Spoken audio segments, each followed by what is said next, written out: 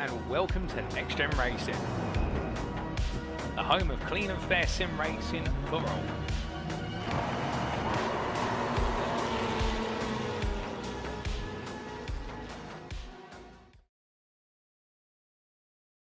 Good evening and welcome, ladies and gentlemen, to the resumption of the NXTGEN Racing Touring Car Championship Season 7, as brought to you on the premier sim racing platform available only on PC, known as iRacing. And today, we are back with a bang with round 6 of 10 here at the one and only French circuit known as the Circuit de Nevers Magny-Cours. And what a circuit we have in store for you all, with the fact that today we revisit a circuit that made its debut in the NXTCC calendar only 2 seasons ago.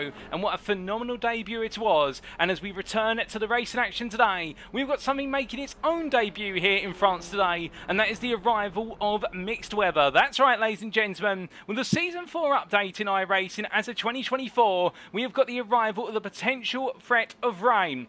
Indeed, rain has been something we've been looking forward to for a long time, but rain is arriving on the scene, and with that, that does mean that those mixed conditions can throw even the biggest spanner into the works for even the best of our drivers. But as we get set and ready to go racing today, we welcome you all to this live broadcast from Circuit Side for your viewing pleasure, brought to you, of course, on 3 media platforms for your viewing pleasure, the first of which being the 2 official NXTGEN Racing media platforms, one on YouTube at youtube.com and search for NXTGEN Racing, and the other, of course, being at Facebook. Indeed, facebook.com/groups/NXTGEN Racing, and welcome to you guys and girls tuning in via YouTube or Facebook, and do give us a shout there, including Mikey 3D, and do let us know if the audio is coming through a-okay, as we do apologise for the slight delay to the start of this broadcast, but we have been diagnosing and repairing some last minute technical issues that did materialise. But as well as that, we've of course got you guys and girls tuning in via the 3rd broadcast platform, the unofficial broadcast platform, and that being on Twitch at twitch.tv/TX141.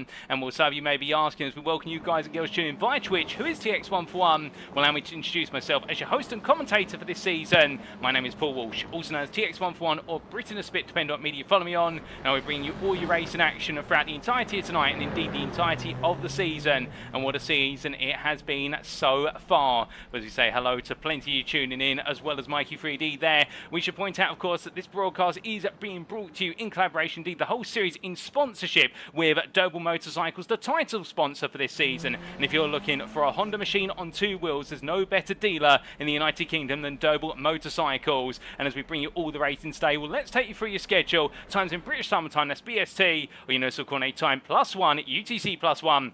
And as we can see, in just over 15 minutes time, we'll be heading into our qualifying session, 15 minutes in duration at 8 o'clock this evening. Straight after that, we enter the first of our 3 races, or 11 laps in duration, and the first one kicking off at 8:15. After that, we'll be taking a short break before returning for the gridding process at what will be approximately 9 o'clock this evening for race number 2, and then we'll rinse and repeat once again. We'll be with our reverse grid draw, of course, in preparation for race number 3, and that will be at 10:15. An absolutely action-packed schedule, and let's roll into taking a look back at that season calendar. And of course, I should say a big thank you just before we do it to Callum Milam, who did join me in the commentary booth as a round number 5 for our Spa-Francorchamps feature race special just before the mid-season break. And we might be seeing Callum returning to the commentary booth later on this season, as I do appreciate that you guys and girls loved having him in the commentary booth alongside myself, and we absolutely love to have him here as well. And he loved his time tuning in and enjoying commentating over the NXTCC action. But still, the action cannot stop, and as we make our way into the second half of the season, it is the 10th of September, and we are here in France today at the Magny-Cours Grand Prix circuit.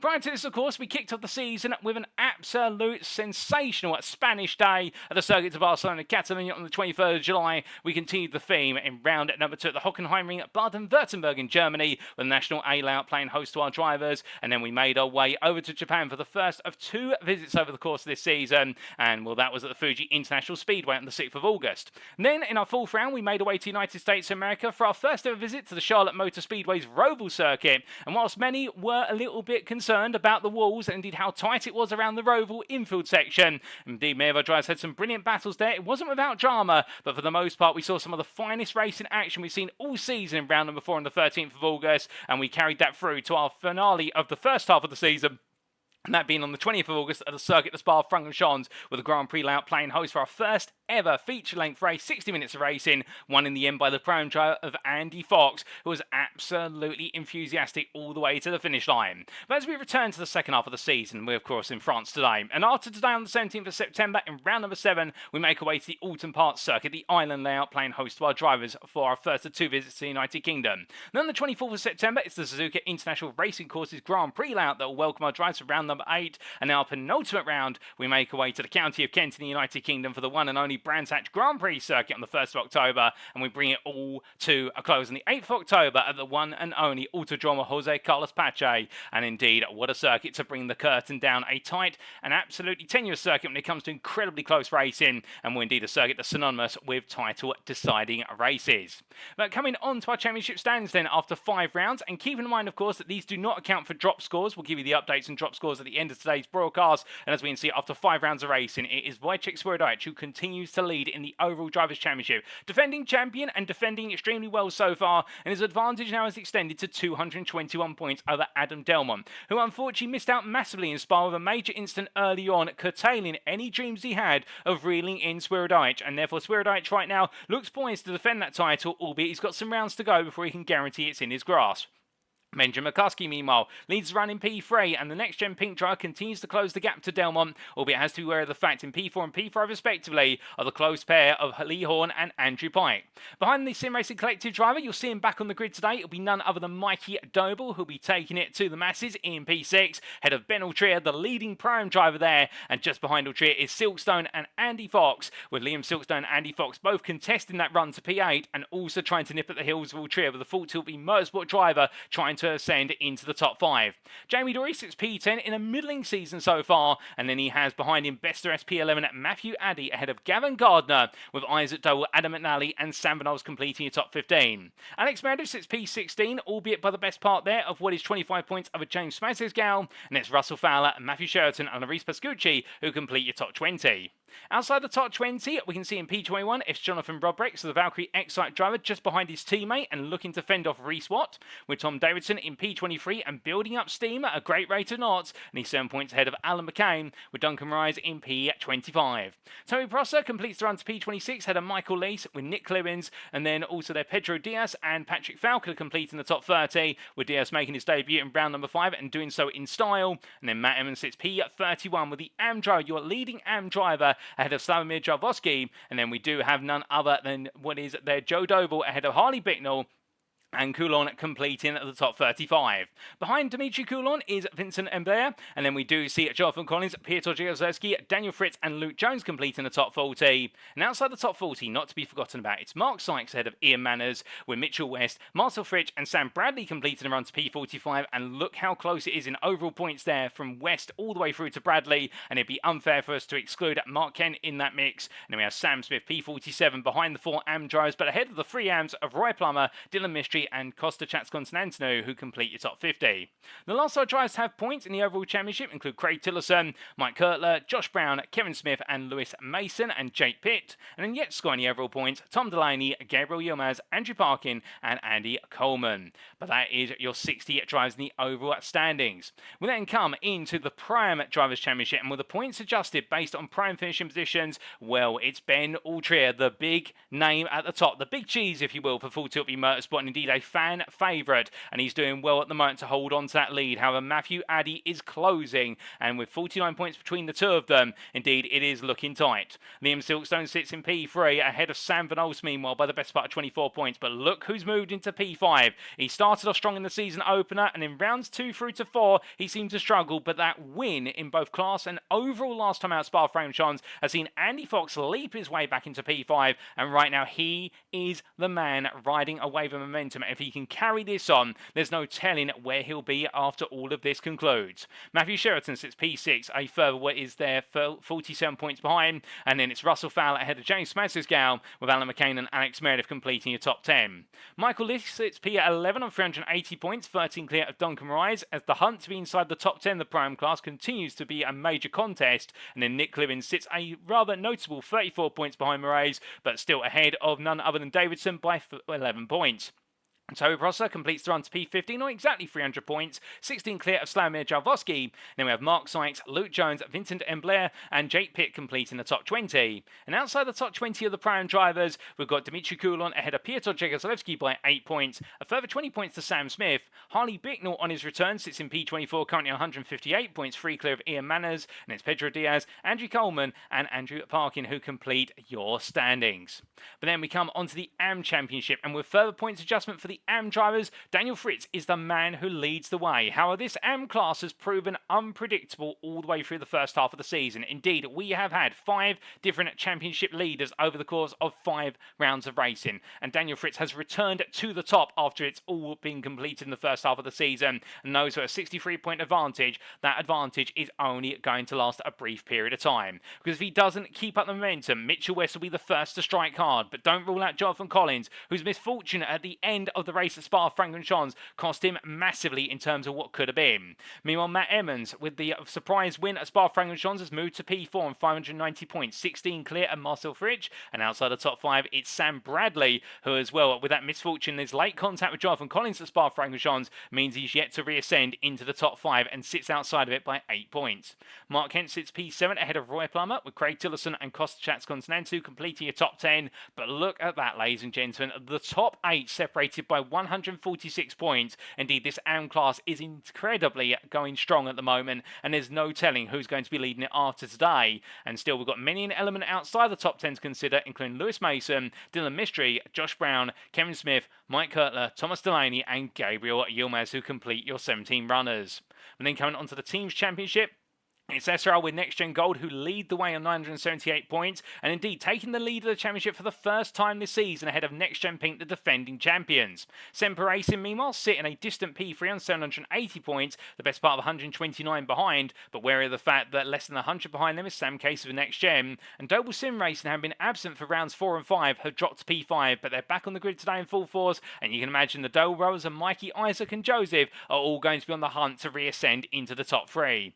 Goldwing Motorsport sits P6 ahead of Aztec Racing, with JW Motorsport, Valkyrie X-Type and the Sim Racing Collective completing the top 10, but still the fight to be P6 being led by Goldwing Motorsport is not an easy one, and Aztec Racing and JW Motorsport in particular will be primed to try and strike back.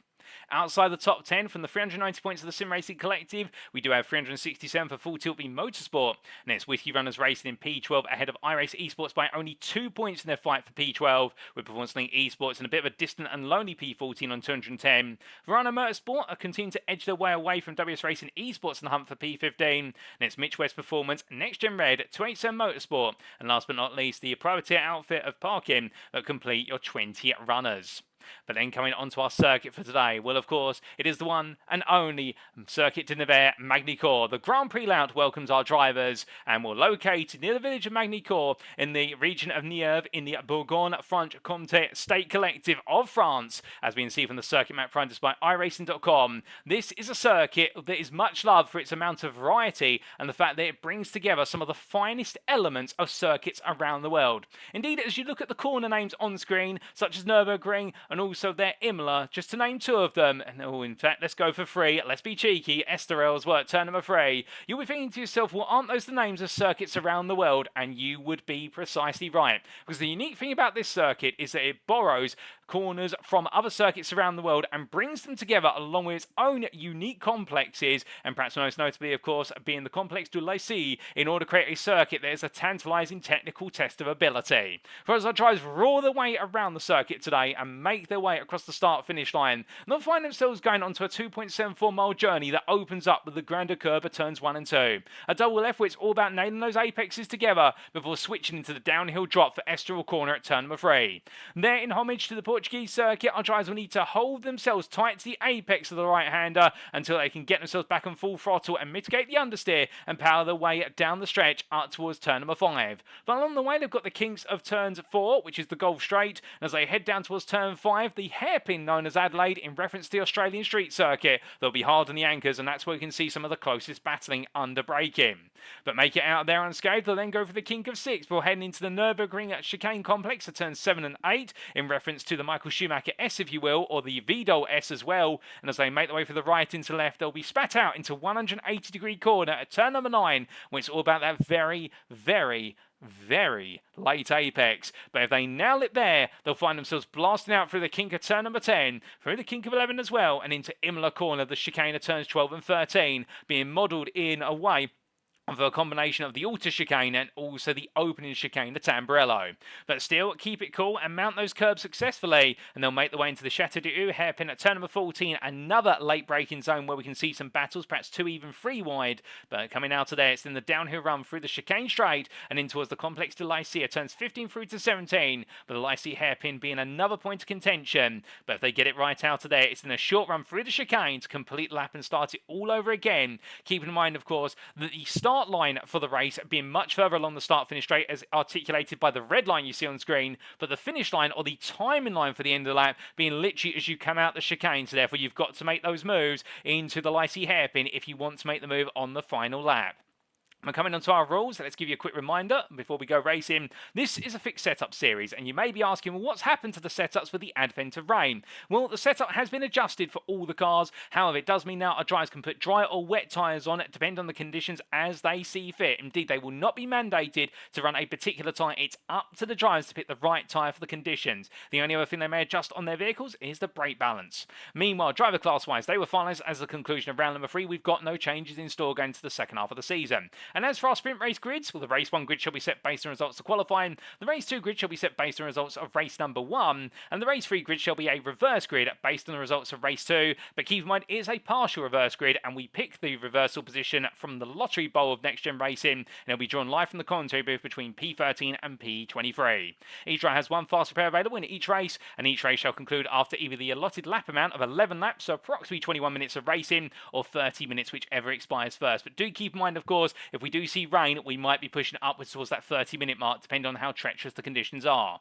On top of this, an independent race director is, of course, stewarding the races, and they'll be doing so at Frown, and they'll be doing so for track limit infringements, and also what is the deployment of the safety car. And penalties for track limit infringements shall be distributed as follows. The first and second warnings, there'll be no penalty. The third warning, it's a 5-second post-race time penalty. The fourth warning becomes a 10-second post-race time penalty. And the fifth warning, it's a drive-through penalty that must be served within 3 laps of being awarded. And racing incidents, meanwhile, should be reviewed post-round. Now we continue the theme of success bars, and there is no change to the success bars for oh goodness me, as I stumble over my words there, let's try that again. There is no change to the success ballast formula going into this potentially rainlog season, and therefore it does mean it's applied on a race-by-race basis in the overall standings and in the Prime and AM classes. Going into qualifying and race number 1, of course, it's based on the championship standings going into the round, and then we update it iteratively based on results of race 1 for race number 2 and race 2 for race number 3. And those success ballast values on screen there, as you can see. And Wojciech Swirydowicz, as always, taking that 56.1 kilograms of success ballast into tonight. Meanwhile, at the other end of the spectrum in the AM class, well, it is going to be Daniel Fritz who takes that 24.5 kilograms, and he will be feeling it, even though it's half the weight of the overall championship leader. That's enough rules, regulation, everything in between. You're all here for the racing, and so are we. And well, as we do look to circuit side, all the drivers getting themselves absolutely set and ready to go. We do look to Mark Kent there as he makes his way on through the hairpin of turn number 14, and very grey clouds over the circuit right now as I look out my commentary booth window. A bit of sunlight, but the sun is gradually being obscured, and well, that could mean, ladies and gentlemen, that we are going to see some rain over the course of today, but we'll have to wait and see whether that is going to be the story or not. But if it is, well, it is definitely going to add complexity to this, and that's only going to compromise things for our drivers who may be hoping for what is dry conditions all the way through to the finish. But that's what it's all about, of course, and the rain can certainly mix things up, there's no doubt about it. But as we do, say hello to Katie Eames there in the Facebook chat, and I'm doing very well, Katie. And I can see you're cheering on Verona Motorsports, and that being Matt Emmons and also Craig Tillerson, of which we do see here Matt Emmons making his way on down. Well, I hope you're doing well as well, Katie, and to all you tuning in, I hope you're having a great day, and if not, this can put a smile on your face, because without further ado, it is time for qualifying, ladies and gentlemen.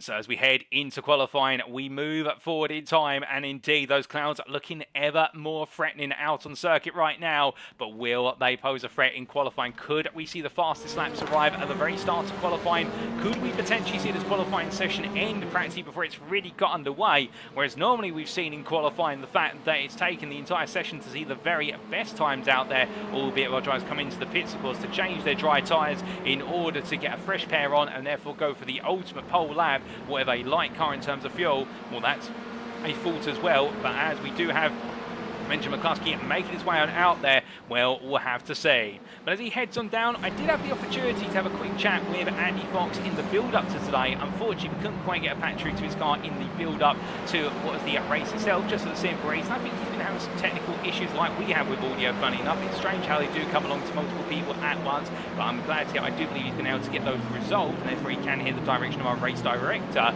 Well, what he was saying to me going into today is that first he was very happy with how things played out with regards to what was the conclusion of the round of Spa-Francorchamps, given the fact he was the winner, albeit he was a little bit sad that it wasn't a 1-2 for what was Goldwyn Motorsports. In the end, teammate Duncan Rides falling off towards the end with a late error costing very dear, but it was Andy who was just able to charge away into distance in the end and not be caught up. But he was saying to me with regards to today, if the conditions remain dry, he's feeling quite confident as he's got good pace in the Audi RS3, and if he can keep out of trouble and avoid the last chicane slowdowns, he's hoping for a good result. Of course, that last chicane, the Lycée chicane, being very easy to cut excessively, and when you do so, you pick up an absolutely punishing penalty. However, if it rains today, one thing he's concerned about is the fact he doesn't feel as though he's got the pace to match his dry pace when it comes to the wet, although he gets the feeling it's going to be a race of survival if we see the wet weather, because keeping in mind the fact that the only practice our drivers have had in the wet so far in terms of official practice was the practice session as of yesterday evening. Some of them will have done their own practice in the wet, but nobody can know what it's going to be like when you do have an absolutely packed grid of the best part of almost 40 cars out there at the Magny-Cours circuit until you do it in anger, and that's what we're looking forward to seeing here from all of our drivers. And what another one my driver who I did catch up with, and he was saying similar things to Andy, and that was none other than the Brana Motorsport, and Matt Emmons, who was saying to me in the build-up to today the fact that he himself was a little bit concerned about how it would be in the wet conditions, in the fact that he's expecting it to be very challenging, and the 2-week break has caused him to lose some momentum, he feels, which is going to be in his mind, albeit he feels he was lucky to take the win at Spa, but he was in the right place at the right time. I would counter-argue to that, and he's just worried now about having one bad round, and indeed for that 1 week drop score. If you have one bad round, it's not too bad, but as soon as you have two over the course of the season, suddenly the damage can be absolutely huge, and indeed right now the stakes could not be higher as he roars his way down into Adelaide hairpin. But right now it looks like those conditions are holding off. I can definitely tell you that all the drivers at this time are out there on dry tyres. Nobody's decided to go to wet yet.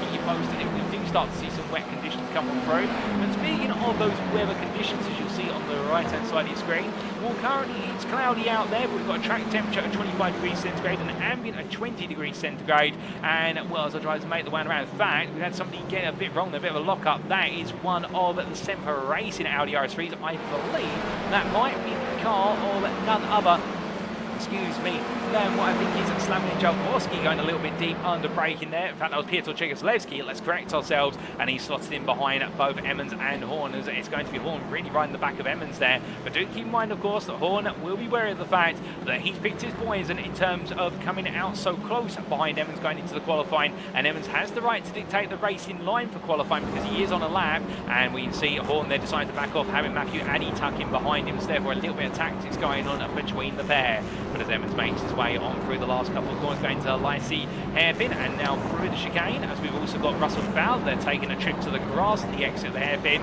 What's Emmons going to set this time? He goes P10 on a 151.923, but keep in mind, we are missing quite a few lap times from our drivers yet, so therefore I expect there's going to be a bit of shuffling in amongst that mid-pack, particularly towards the bottom end of the top 10 and further on down, so we'll just have to wait and see how those lap times creep into the fold.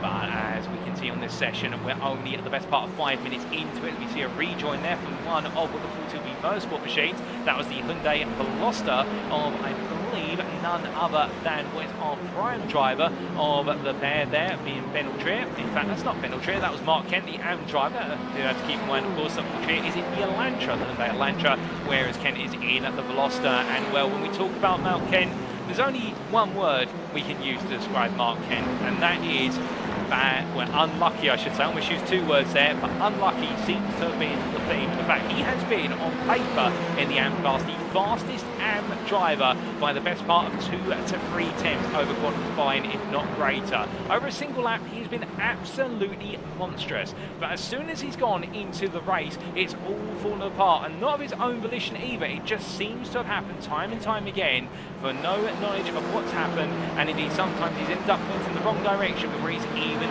shifted out of second gear from a corner. But he's hoping that bad luck can go away after a better time at Spa-Francorchamps, and if it does so, well, you can imagine he will be starting to rise his way back up through the ranks and go on the attack. But as it's getting even more on us out there, in fact, you can tell from the ambient lighting we can see on our cameras that it's getting darker out there, and I suspect rain might break it towards the end of this qualifying session. Well, meanwhile, names who are back on the grid today, of course, Doble Motorsports, or Doble Sim Racing, I should say. He's a combination of Mikey, Joe, and Isaac Doble. And here you're looking at Mikey Doble as he makes his way on around through Estoril corner at turn number 3, and once he flies his way on through the long right-hander, tucked in behind the Valkyrie Excite machine of what is there, the number 4, Valentin Humbler. And well, the Frenchman right now doing a fantastic job to be P5, second place prime behind Alex Meredith, as they come onto the anchors. These two right now, they swap places out on the circuit, and well, I think their Doble will be very happy to have picked up the toe in the run down the Gulf Straight. But in return now, he's going to have to try and catch up to the drivers in front, and I do believe that his brother Isaac, just a little bit further up the road, and therefore he'll be hoping that perhaps he can sneak a little bit closer to Isaac in order to be able to pick up a distant toe in the run out of 180. Hairpin, as you see him making his way through here, because if he can do so, that might be worth a tenth or two when he goes in the run down towards Imola.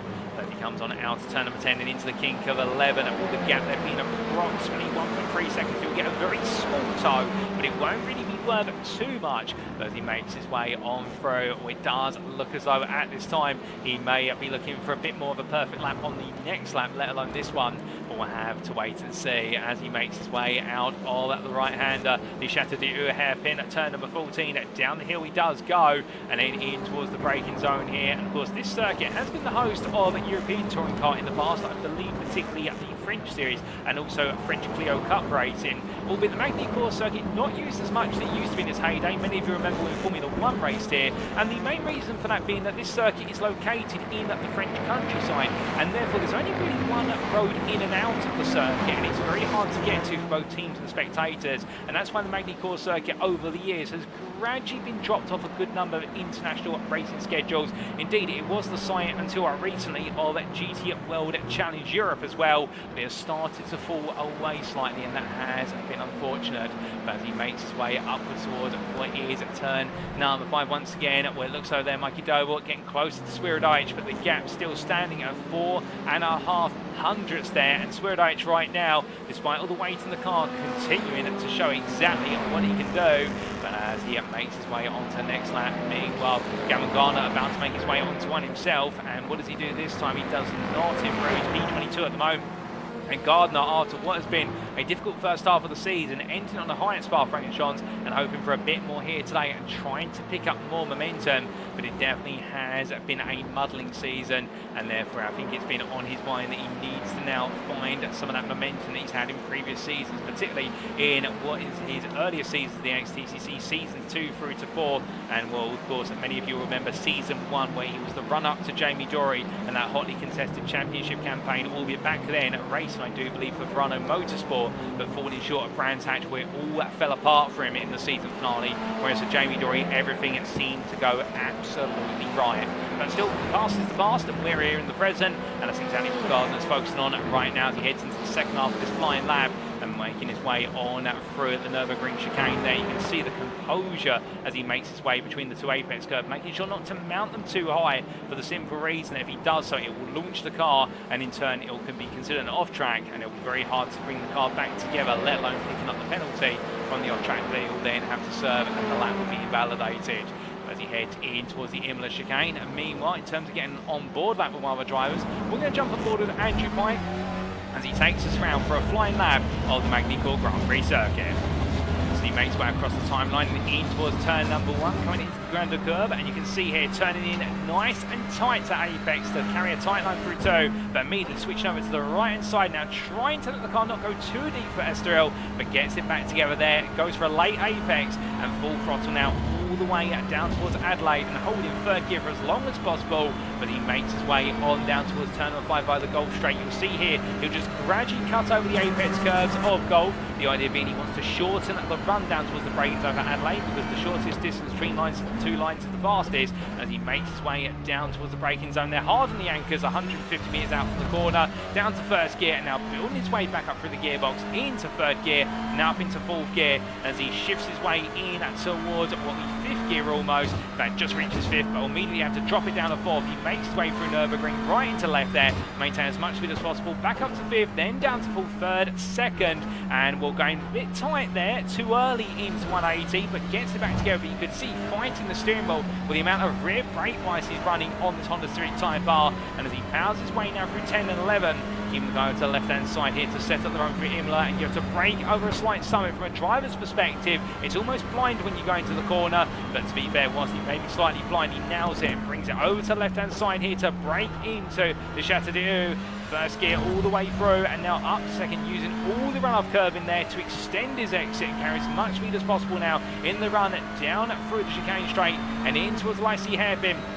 Looks to his left for his brake mark, the 100 metre ball, there brakes just after, about 85 metres corner apex, second gear, bounces over the curbing as he makes way through now, straight lining through the chicane and to the timeline. And what's it going to be for Andrew Bike? It's an improvement, it moves him from P11 to P9, but immediately he's demoted to P10 as Andy Fox goes P7 on a 49.360. So Bike there very close to being knocked out the top 10, but right now doing a great job and keeping an eye as well the success balance he's carrying in at that Honda Civic Type R for the Sim Racing Collective. It is not an easy task here, and we've got a car around. Oh goodness me, and that is a nightmare for one of our drivers. That is, I do believe, the number 4 that's smoking right now. I'm not quite sure what's happened to it, but she's holding the car there, and what a nightmare moment for Vincent Emblay as he tries to get the car off the road, and well, I think he's going to try and bring it back to the pits as per the rules and regulations. But meanwhile, out of all of this, one of the unsung heroes in this qualifying session so far, with only 2.5 minutes to go,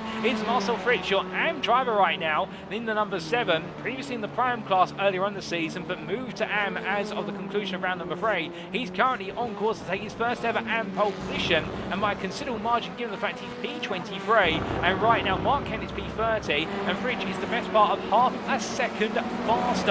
And well, if Fritsch can carry this on, it would be a huge moment given the fact he's been on the grid now for the best part of 3 seasons.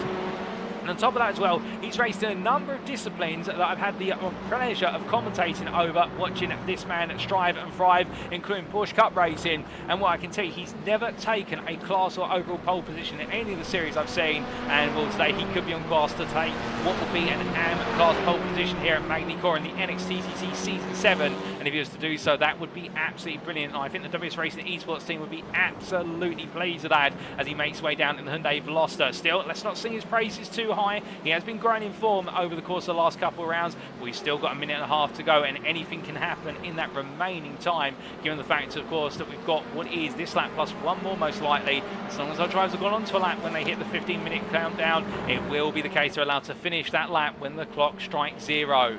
But as he heads in towards the left-hander of the 180-degree hairpin, will making his way on out there, and right now continue to push on Sector 1. It was a personal best. Sector 2, we'll find out very shortly if he's been able to improve further as Gavin Gardner moves up to P16 now. Jonathan Robrix in P11 does not improve overall, but he was faster in terms of personal best in the second and third sector, so he's still got some time up his sleeve. Meanwhile, Fritsch does not improve in Sector 2, so now all the improvement he's going to have to find in the final sector, as he has a bit of company behind him in the form of the iRacing Esports Hyundai Elantra there. And as they make the way on down, that Elantra being in the capable hands of none other than what is Alan McCain, who's tucking in for a bit of slipstream. Adam Delmont is currently trying to get a lap time out there, but I believe he's having some technical issues with the car. And as we do see what is Marcel Fritsch heading to the line, what's it going to be this time for the best racing esports driver from Austria? Does he improve? No, he doesn't. And well, still, he has got the best part of 7th place between him and Mark Kent, and still it is 5.5 tenths between the two of them. Ken is out the car and in the pit lane. Daniel Fritz out the car in the pit lane. This is going the way of Marcel Fritz for an pole position. Meanwhile, at the other end, Alex Meredith is in the pit lane. He's your prime pole sitter right now by what is only 400s over Tom Davidson. In fact, more than that, let's correct ourselves there as we readjust the timing tower on my eyesight. I should say I'm readjusting. He's on pole by 2.5 tenths currently, and as they make the way in towards the Chateau d'Eau hairpin, well, right now, can Davidson find some more time out there, given the fact Alex Meredith has put the gauntlet down, and well, it's going to be a hard one to beat. Wojciech Swirydowicz is still your overall pole sitter by 1.5 tenths over Mikey Doble, who's out the car in the pit lane, so I think they're feeling as though this circuit's not improving anymore, but Davidson's going to try and argue the opposite as he goes a bit wide there, out of the hairpin, just brings it together, and as he comes to the timeline, I think that's cost Davidson the opportunity to improve. It has. He doesn't improve. He stays P6. A bit of towing off of there to teammate Andrew Pike, who stays P13 but improves to 49.437. More times to come in from drivers yet, including Jonathan Rodrigues, who makes his way on now through the Lycée hairpin. And when in fact he comes straight into the pit lane, he's had enough, he's not improving any further, he feels, and as he comes across the timeline, does anybody else improve out there? We'll have to wait and see as Wojciech Swirydowicz makes his way on through, but as he does so here, well, right now I think he's got it all in the bag, and therefore I don't think he's going to be too worried at this point about what's to come, albeit elsewhere out on circuit. Marcel Fritz also still trying to raise the bar for the pole position, but I think he's done enough there. As we do have off camera what's been Roy Plum across the line. He's gone P39. He's the last of our drivers who has set a time. So therefore, Piotr Jegowski, Slavomir Jarowski, Adam Dillon and Duncan Race, who've not set a time, will be starting behind him on what will be a 42-car grid. But as Swirydowicz makes his way to a line, he's going to finish this lap, but he doesn't need to improve it any further because nobody else out there is improving. And Swirydowicz is going to take another overall pole position for this season with a 48.770. The man is possessed to succeed, and well, goodness me, who can blame him there as he looks to try and make it back-to-back titles. But as our drivers now make the way on down, Jamie Dory on a cool-down lap, and that is qualifying complete, ladies and gentlemen. So after 15 minutes in what has held off as a dry qualifying session, but it's looking ominous out there, Wojciech Swirydowicz has taken overall pole position by 1.5 tenths over returning Mikey Doble, and Isaac Doble completes the top three there. The Doble brothers looking out the rest of that top three slots, with Alex Meredith, P4, taking what is another prime pole position. I believe what is now his third of this season, unless I'm mistaken. I know he's got at least two. I think he's had a third in there as well. Car parked up in glory for Whiskey Runners Racing. And in the AM class, it is Marcel Fritz, who starts P23, who has taken his maiden AM pole position. And congratulations to the WS Racing esports driver. He's made some magic happen at Magny-Cours. But as we do see Matthew Sheraton on a cool-down lap there, the Aztec Racing livery looking absolutely splendid as it always does, making his way now into the last couple of corners and shortly to the pit lane. Well, that's going to be curtailed because, ladies and gentlemen, it's time to head to the grid for our first race of the day. And as our drivers make their way onto the grid, this is how they'll line up for race 1 of 3 in round 6 of season 7 of the NXTCC, brought to you on iRacing and sponsored by Doble Motorcycles. And as we can see, Wojciech Swirydowicz has taken pole position for Semper Racing by 1.5 tenths over Mikey Doble for Doble Sim Racing. Behind him on row number 2, it's Isaac Doble ahead of Alex Meredith, with the Doble Sim Racing driver just outpacing by 400s the Whiskey Runners Racing prime pole sitter. And then on the third row of the grid, it's Benjamin McCluskey for NXTGEN Pink and Jamie Dory, his teammate, alongside. We'll then have behind them what will be the combination pair of Tom Davidson for the Sim Racing Collective and Nick Clibbins for iRacing Esports, the two primes locking out row number 4. And it's Andy Fox who starts P9 for Goldwing Motorsport, with Valentin and Blair completing your top 10 there, another prime row, locking out the field and completing the top 10. Russell Fowler starts P11 for Performance Link Esports ahead of Doble Sim Racing's Joseph Doble, who just misses out on the top 10 there and can't quite make it the triumvirate for the Doble Sim Racing team. And then we see on row number 7 it will be Jonathan Robrex of Valkyrie Excite ahead of Andrew Pike for the Sim Racing Collective. Patrick Falconer starts P15 for JW Motorsport ahead of Pedro Diaz for Ignium Motorsport. We're expecting plenty more from the Ignium Motorsport driver today after he got right into the thick of it at Spa-Francorchamps and made a name for himself, a positive one at that for the Portuguese. And then Lee Horn starts P17 for Sam Case for NXTGEN ahead of Gavin Garner for NXTGEN Pink, who can't quite find the qualifying pace that seems to have eluded him once again. Sam Smith for iRacing Esports and Adam McNally for SO NXTGEN Gold complete your top 20, with Matthew Addy starting P21 for Sam Case for NXTGEN, just missing out on the top 20 spot there by the slenderest of margins of 300s, and then Toby Prosser joins him alongside on row number 11 for Aztec Racing. We then have your AM pole sitter, Marcel Fritsch, with his first ever AM pole position for WS Racing Esports, starting P23, just ahead of Ben Trier by 11 thousandths in the end. The full Tilby Motorsport driver will be starting P24. On row number 13, it's Matthew Sheraton for Aztec Racing in the company of Goldwyn Motorsport's Sam Van Olst. Then we have Harley Bicknell for JW Motorsport P27 ahead of Luke Jones, his teammate, with the top 30 being completed on row 15 by Alan McCain for Iris Esports and Mark Kemp for Full Tilby Motorsport. Mark Sykes starts P31 for Sam Case for NXTGEN ahead of Daniel Fritz Whiskey Runners Racing. Then we have Sam Bradley P33 for Estoril NXTGEN Gold ahead of Mitchell West for Mitch West Performance. Look at that Anfield from P30 through to P35's Matt Evans for Runner Motorsport. That is going to be very tasty off the line, no doubt about it. And that's many of your top 8 there who'll be battling off the line, with Ian Manners just behind to watch all the action in the Prime JW Motorsport car P36. And then we do have on row number 18, row number 19 I should say, James Smasker's for Aztec Racing and Craig Tillerson for Rana Motorsport, with your top 40 being completed by Roy Plummer for NXTGEN Red and Slamir Chalvosky for Semper Racing. And then we do have on the final full row of the grid Adam Delman for SRO and NXTGEN Gold and Duncan Moraes for Goldwyn Motorsport, with Piotr Jegosleski completing your starting order P43 for Semper Racing.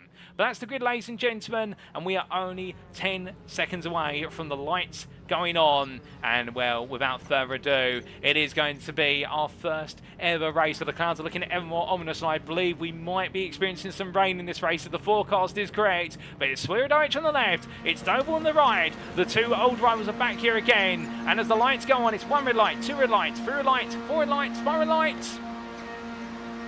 And it's lights out and away we go for the first time here today as all our drivers take a tentative start. And meanwhile, Mikey Double going very slowly off the line, really struggling on the launch here as they make the one through. Isaac Double's had no difficulty. You see Mikey Double in the rear of the picture falling all the way back. There's already been an argument between a couple of drivers who've gone off. A number of drivers going wide there. Everyone on dry tyres at the moment, but is everyone struggling for temperature? Something's gone wrong, or is there some surface water that we don't know about? It's not quite visible. There's no real visible spray out there, but a number of drivers having to go very, very wrong from the start. But now everyone getting it back together, and as they make the way down the Gulf Straight, we can see there the top 4 really charged away. Alex Meredith P3 in that group, with Jamie Dory looking up the inside. Onto the brakes they go, and as they do so, we look to the blimp camera here as the whole field now. Constantine is on through 2 by 2. They go 3 wide there a bit further back. Jonathan Robex finds himself in contact there with what is none other than the car, I do believe, one of the Sim Racing Collective cars, unless I'm mistaken, has been turned around. And as the field now makes its way on down towards what will be the Nürburgring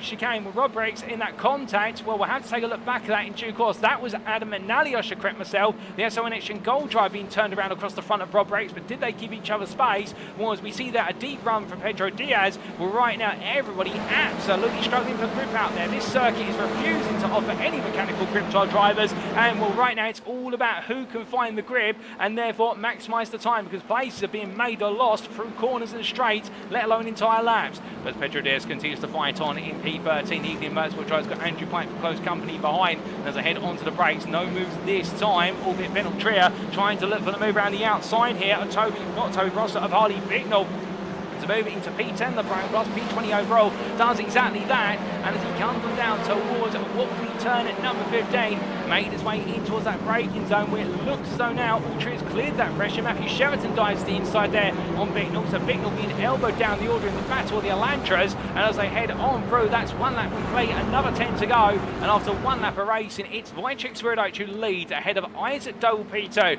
followed by Jamie Dory P3, then you've got prime leader Alex Meredith P4, followed up by none other than Mikey Doble P5 after that terrible start by his standards, I think he'll feel, and dropping down 3 places, but still he's got plenty of time to try and make a recovery. Andy Fox is P6 header, Joseph Doble P7, Tom Davison P8, Benjamin McCluskey P9, and then Russell Fowler completes your top 10 ahead of Sam Smith P11. In the AM class, Marcel Fritsch is leading still. He dropped 1 place, but meanwhile Sam Bradley has gained plenty behind. He's gained the best part of 8 places overall, 2 in class, and Sam Bradley is absolutely flying right now as they enter the braking zone. But meanwhile, that's Luke Jones going all in on the dive here versus Mark Sykes. Jones coming in from a long way back, and he gets it absolutely stopped in time. Well, in the end, he is going to have Sykes get back ahead of him. That Audi absolutely brutish with straight line acceleration, but Jones just showing that he can go all in for it as they make the way on through the Nürburgring chicane once again. And right now, Jones is not holding back any punches versus his recently promoted prime drivers. Meanwhile, that is Sam Bradley, who's found haste to the wall there at the Nürburgring chicane. That chicane has caught burnt out one of our drivers already, and Brady, who was chasing down Marcel Fridge, his race has come to tears.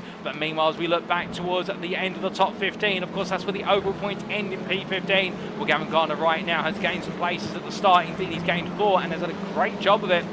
And has got in front of him Andrew White and Sam Smith fighting hard with Nick Clibbins, the trio there fighting just in front of Gardner. And as we ride on board, looking down over the nose of the number 11 Veloster, well, onto the brakes they go. White looks up the inside, tries to get the door open. Smith gives him breathing room. Gardner almost follows him off the circuit, and as they make the way through 16 and 17, no change there. As the new fastest lap of the race goes to Swirydowicz. Swirydowicz is already pulling 6/10 that lap over Isaac Doble, so Swirydowicz is flying at the front of the field. But right now, the fight for P2 and further down is not settled by any means. But as they come on through into Estoril, you can see they're drifting from our drivers. They're struggling out there for grip as they make the way on around. And Gardner right now just keeping his head down and indeed just trying to push on. But you can see there's just no traction out of Estoril corner. And it looks like the number 11 driver here is looking more and more vulnerable to Diaz behind as they head on down. And as they do, we say hello to Neil Hyatt, who's cheering on Mark. I believe that might be Mark Sykes who's cheering on in the Facebook chat. But here comes Diaz up the inside, moving on the late brakes and gets it done absolutely nicely. Albeit, is it done yet? As now it's going to be about who can get the power down, and Gardner does the better job on the outside line of the hairpin. But it was a lovely attempt from Pedro Diaz, and Matthew Addy now says, hey, can I play, as they head in towards the chicane.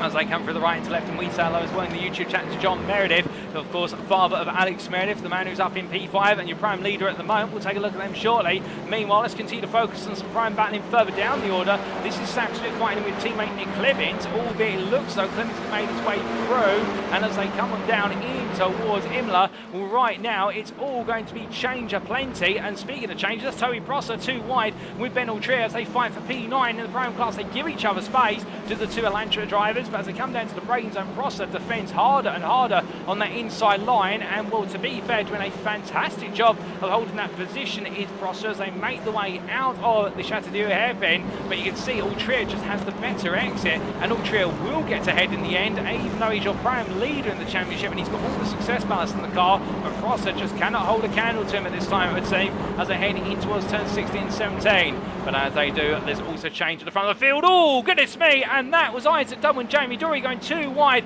as it's Dory drifting his way on through. And well, there, if he was looking for initial D, it's more like initial E at the Estoril corner, but he catches it just in time. But goodness me, Jamie Dory absolutely on the ragged edge there, loses places, but I think trying to make some progress, but drops in behind Alex Meredith, the prime leader. But as they make the way on towards what will be turn number 5, we had an update there in the YouTube chat that Mark Kent had to retire the car due to a technical issue on his end. I'm sorry to hear that, Mark. Hopefully you might be able to get it resolved for later on today with 2 more races to go. But bad luck continues to strike the full Tilbury Motorsport driver of Mark Kent there. And well, I've got to absolutely feel for him, to be honest. And well, I can only imagine how he's feeling right now. But as our drivers make the way on through in towards that turn number 9, running into 180 once again, things settle down for now. And with them settling down, let's take a look back at that race start, and particularly what happened firstly to Mikey Doble.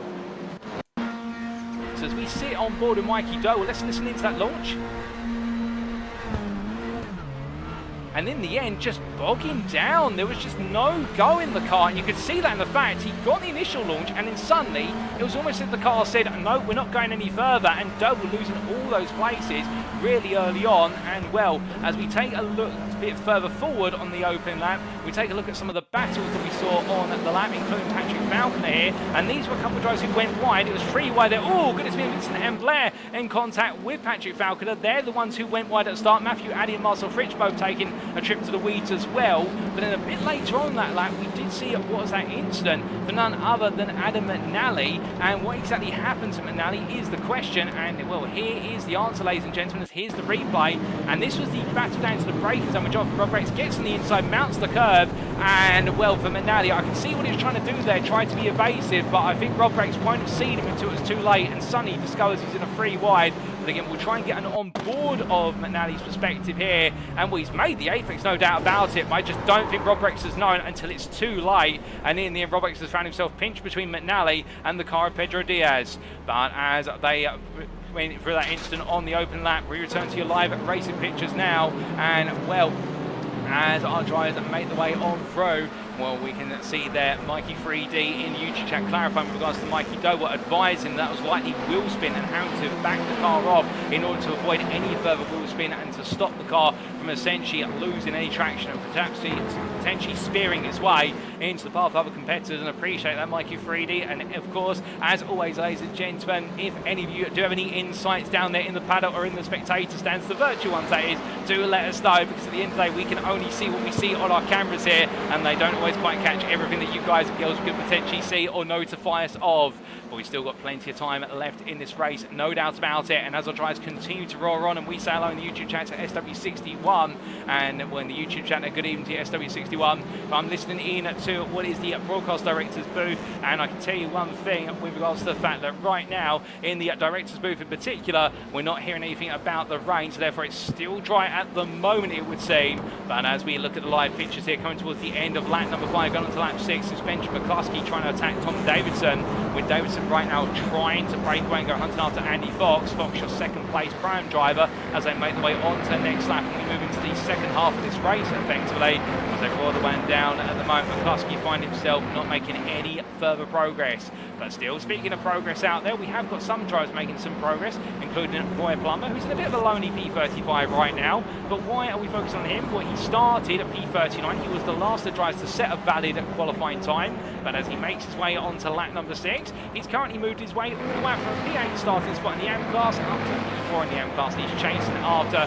what is Mark Sykes. He's got the company of Craig Tillerson 8 seconds behind, as the Rhino Motorsport drivers also gained 2 places in the M class here. So a couple of drivers right now just picking up the places where others have fallen by the wayside. But as he makes his way on through, we then look back up the order to Jamie Dory, who's had a bit of an incident, what I'm gathering, at the Adelaide hairpin. Excuse me.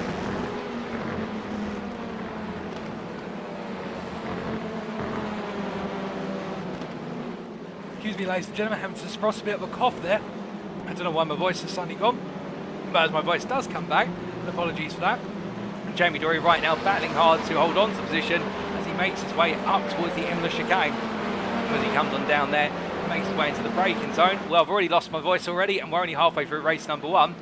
That's quite telling for races 2 and 3. Once they roar the way through here, well, Dory right now really having to get obstinate in order to try and come back. But of course, the one benefit this does have for NXTGEN is it's enabled the 2 teammates, and McCluskey and also Dory, to come back together, and in doing so, now they can deploy team tactics to try and make some further progress and also go defensive versus their rivals further behind. But we'll have to see whether he'll be able to do so, because Dory has been struggling so far. Indeed, we saw that drift on through at Estoril, and I believe he had a similar incident at what was Adelaide corner at the start of this lap. So therefore, right now for Dory, it seems to be going backwards rather than forwards, and he's trying to stop the decline as much as humanly possible. As he comes on through turns 1 and 2, no signs of issues this time coming into 3. But you can see the car there once again going a bit deeper compared to where he would like to position it, albeit now's the exit there, so I think Dory is intentionally going for a bit of a deeper line, as Joseph Doble tries to follow him but runs wide, and for Doble, that's going to put him under major pressure from Davidson now, as we ride aboard looking back from the rear of the Doble Sim Racing Honda Civic Type R, and as he powers his way up towards the braking zone for Adelaide. Davidson trying to push him along there, trying to encourage Doble to get back into that fight, but of course he'll only be able to do that for so long before he'll be worried about the fact that he'll be losing the positions and he'll be losing time, and Russell Fowler is right behind Davidson, so keep in mind they are fighting for P3 in the prime class, are Davidson and Fowler. Joseph Doble is a pro, so he's not involved in this fight in the class, but he's involved in the fight for overall points, and therefore for the trio they've all got their own aspirations at this point. But you can imagine that Davidson right now might be getting the hurry up call in his ear from the team at the Sim Racing Collectors to say you need to find your way past Doble because he's costing you time, and Fowler is getting closer and closer as they head in towards the Imler chicane. Well, these drivers right now continue to run each other close, and speaking of close running, Nick Clibbins all over the back currently of Andrew Pike as they weave and wind their way through. We ride on board here with the number 13 in position 13, and well, quite poetic there as he makes his way on through the Chateau de hairpin at 1 spot for the 7th time of asking here today, and as he heads in towards the Complexe du Lycée descent.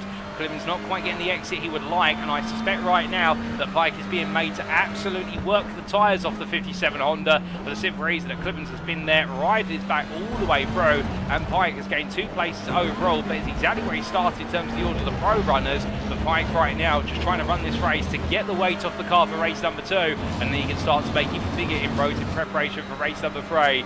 Come into the opening corner. Clemens there taking a much tighter entry line but carrying too much speed. You can see what it does to the car is it disrupts the run in terms of how you get the line set up for the entry into Estoril, and then having to fight what was a bit of a break oversteer as he came off the anchors into Estoril corner, and that's what we believe that Dory was experiencing earlier. And the fact that he was trying to keep the car under control, but in doing so making those quick sharp direction changes and being on the brakes and coming off of them, it just unsettles the rear end of the car. And these touring car racing machines, these TCR machines, all front engine front wheel drive, but with the fact they naturally want to understeer rather than oversteer, and it means that as a result our drivers run as much brake bias as possible towards the rear.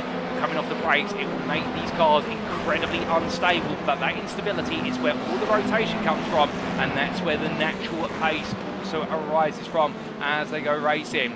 But as they make their way inwards towards what will be 180 once again in towards the turn 9 hairpin.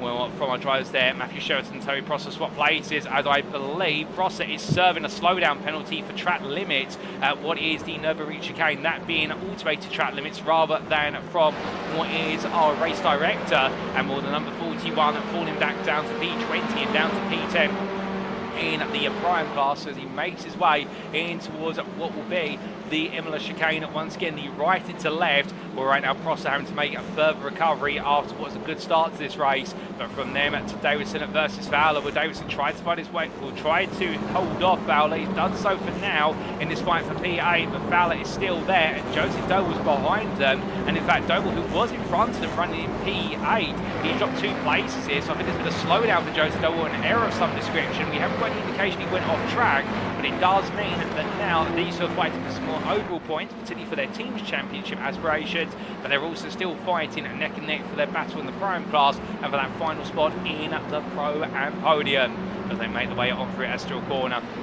No change at the moment, and all 3 drivers here still running nose to tail. Elsewhere down the field in terms of battling the AM class, not too much happening at the moment. The closest battle we might be building up to towards the end of this race is Emmons versus Fritz. Here you see Matt Emmons, who's running at P3 in class, and then Daniel Fritz is just in front of him for Whiskey Runners Racing. The gap between them 8 attempts and not changing at the moment, but Matt Emmons has got a long line of primes behind him as headed by Ian Manners, then Duncan Rains and Slamir Jarvosky, and here are the trio as they all fight for P15 of the prime class as held by Manners, P31 overall, so that's the final point in the prime class for the championship standings as of this race, and it's going to be very close here as it's going to be Manners under brake. He tries to get out the inside of Emmons, but Emmons outbrakes him. Meanwhile, Moraes compromised line. Slavoj Jarvosky tries to make the move in turn on the South African driver, but can't quite find it at the moment, albeit Manners gets a very poor run off of Adelaide hairpin, and it's going to be now Moraes who looks around the outside. 2 wide they go in, but in the end they come out 1 wide, and it's Duncan Moraes for a brilliant move around the outside to take P31, but Manners tries to squeeze his way in, albeit putting 2 balls on the grass there. Moraes gives it the space to do so, and credit where it's due, great awareness from both drivers.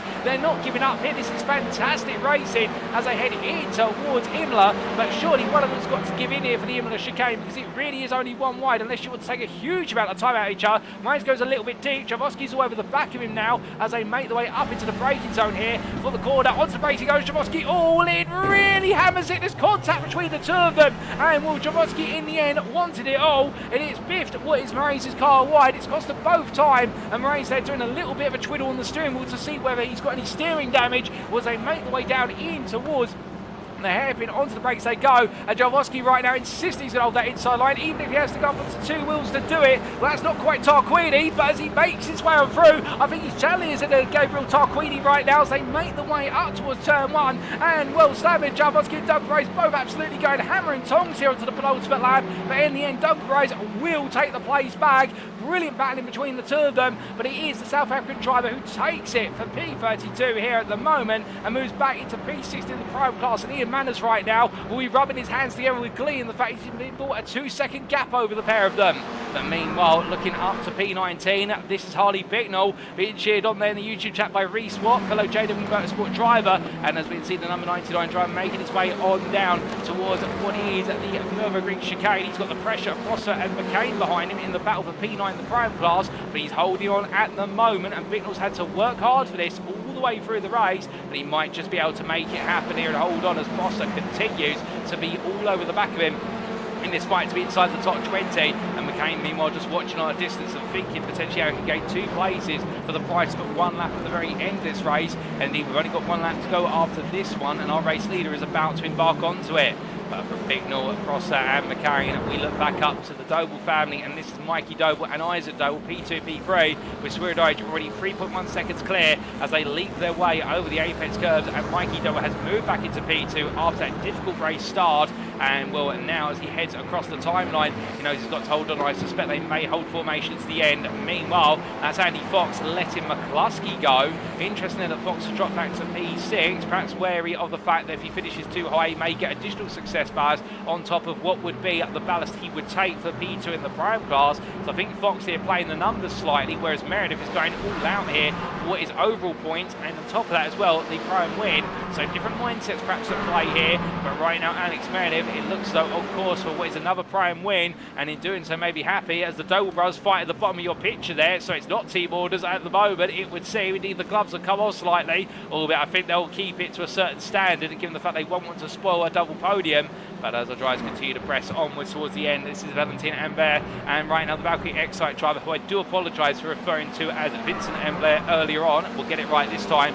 But as the Frenchman makes his way down into the braking zone here, towards Adelaide, and as we can see the number 4 driver looking around the outside of James Spencer-Gal early on the brakes there, Ambert using the stronger brakes of the Veloster, but with some damage on the car at the rear and going a bit deep, that cost him the ability to make the move, and therefore he's going to stay behind for now, but I don't think he wants to stay there forever, as Spencer-Gal having to dig in as deep as possible here, but as they make the way through right into left. Well, right now, Ambert very close, looks the inside into 180, can't quite do it, throws the dummy instead. Spencer-Gal does not fall for it and stays on his line, but from them looking to our leader here, well, after taking pole position by 1.5 times, it's business as usual after the mid-season break, and as he roars his way to the checker flag, it's Wojciech Swirydowicz who makes it another win in his season campaign for Semper Racing, ahead of Mikey Doble P2, who brings home a 2-3 alongside brother Isaac Doble. Alex Meredith is your prime winner, P4 overall for Whiskey Runners Racing, and Benjamin McCluskey.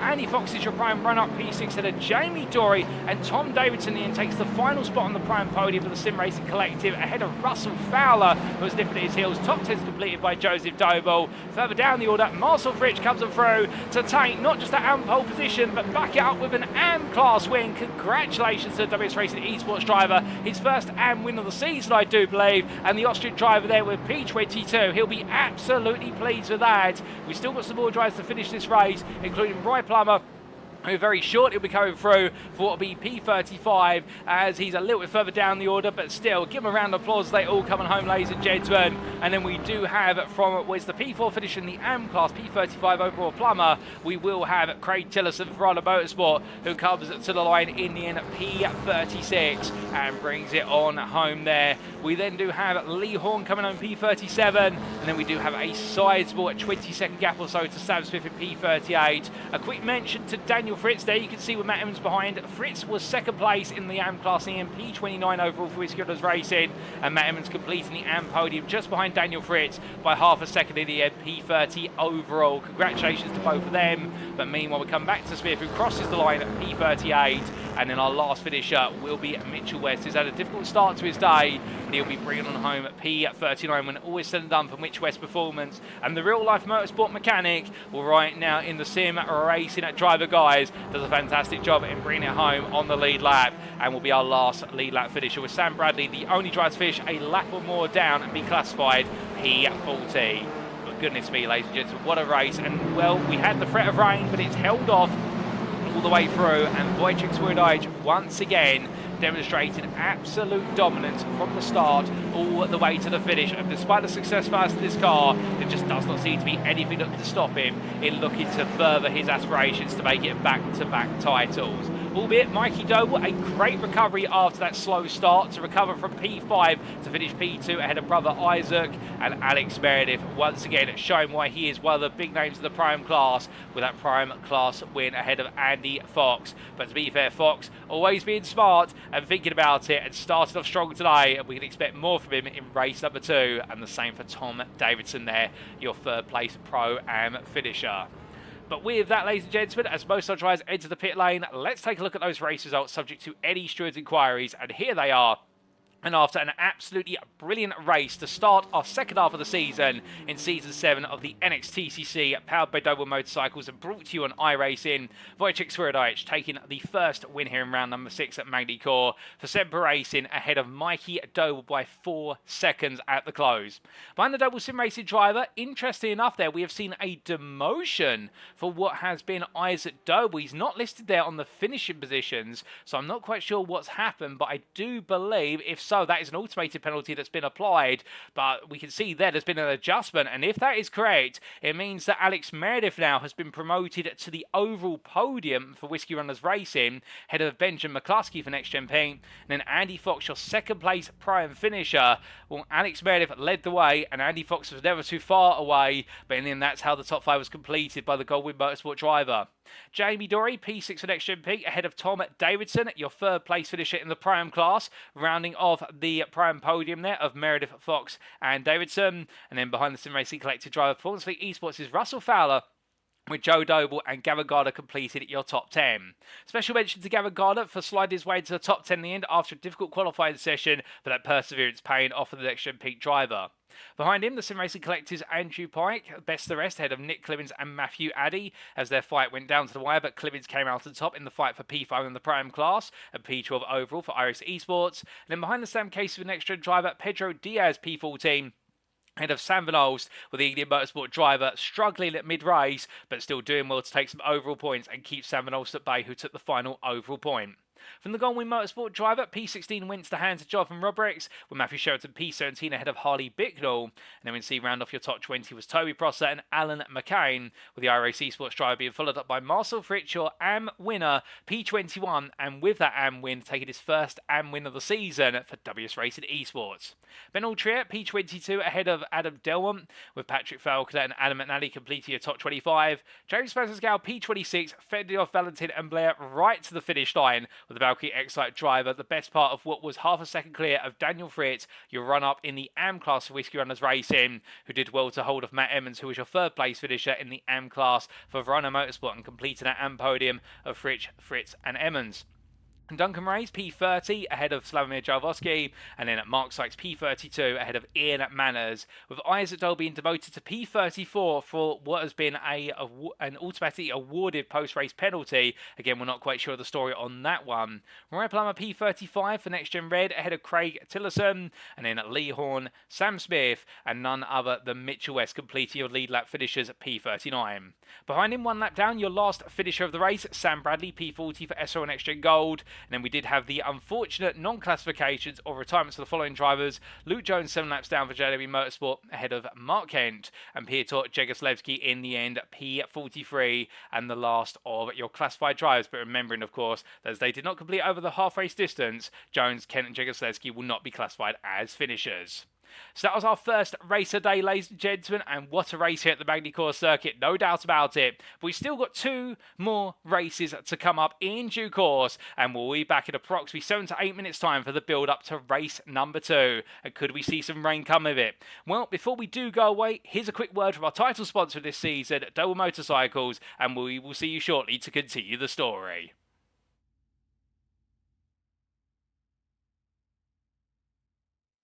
If you are looking to buy your next two-wheeled machine or ATV, why not consider Doble Motorcycles? Home to an expansive full range of Honda motorcycles, scooters, off-road bikes and ATVs, Doble Motorcycles is the UK's leading Honda motorcycle dealer. However, do not just take our word for it. Having won numerous awards over the years, including 3 Motorcycle News Dealer of the Year awards, and being nominated for many more, including Honda Dealer of the Year 4 times, the Doble family-run business prides itself on customer service, and it shows. Add to this the family's rich racing history through 3 generations, as currently embodied by Mikey Doble Racing, with Mikey chasing glory in the BTCC, and you can be certain that you'll receive excellent customer service from lights out to checkered flag. So if you'd like to know more, check out their website today at doble.co.uk.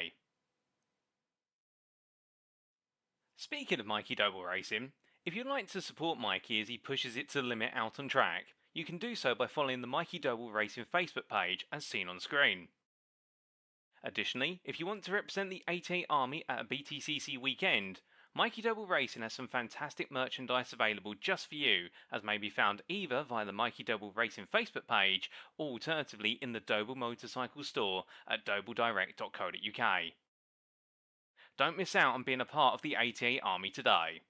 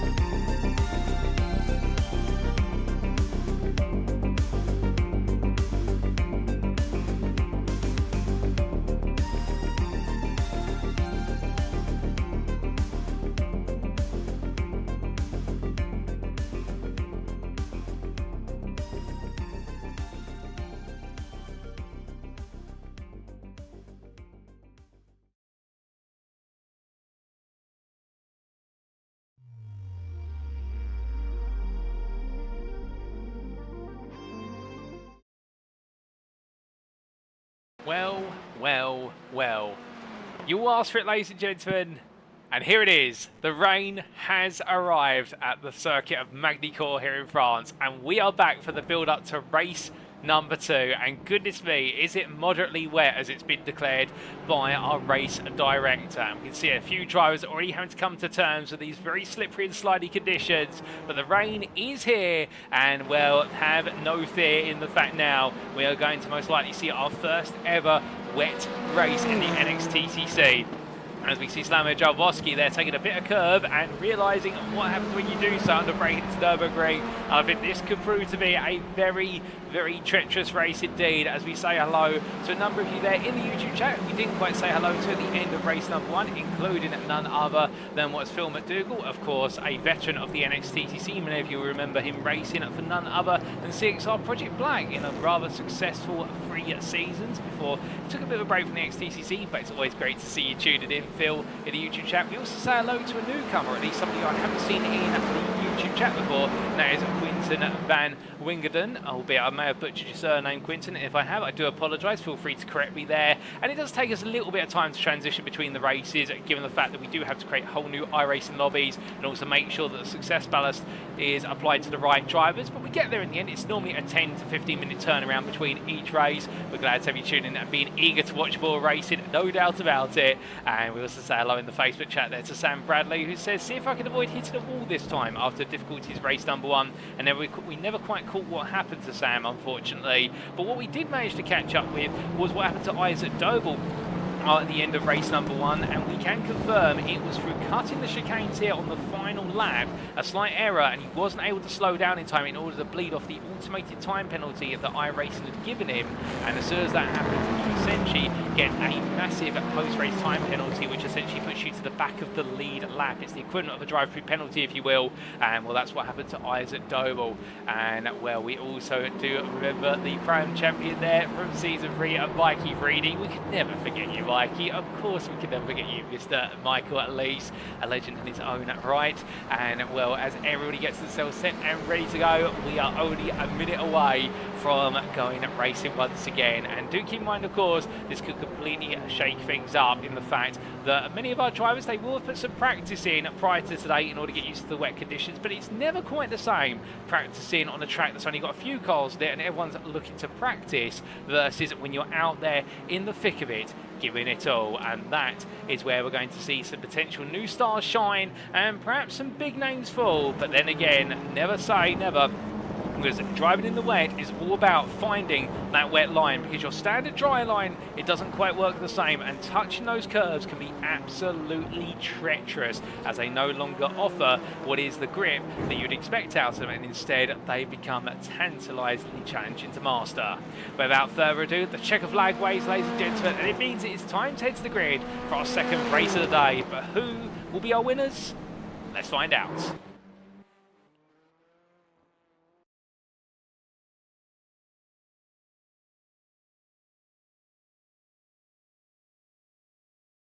So as we head to the grid for our second race of the day, this is how our drivers will line up. It is Wojciech Swirydowicz who starts on pole position for Semper Racing, joined on the front row by Mikey Doble for Doble Sim Racing. Alex Meredith, your Pro-Am winner in race number 1, starts P3 for race number 2, and we're looking to make further progress up the order as rapidly as possible. From Whiskey Runners Racing driver, it's Benjamin McCluskey P4 for NXTGEN Pink, and then we have Andy Fox P5 for Goldwing Motorsport, completing the third row alongside Jamie Dory, who starts P6 for NXTGEN Pink. We then have Tom Davidson, who starts P7 for the Sim Racing Collective, ahead of Russell Fowler for Performance Link Esports. And then we do see completing the top 10 Joe Doble for Doble Sim Racing and Gavin Garner for NXTGEN Ping. Behind them, on what is the 6th row of the grid, it's Andrew Pike for the Sim Racing Collective and Nick Clemens for iRace Esports. And then we do have, starting on row number 7, Matthew Addy for Sam Cases for NXTGEN and Pedro Diaz for Ignium Motorsport.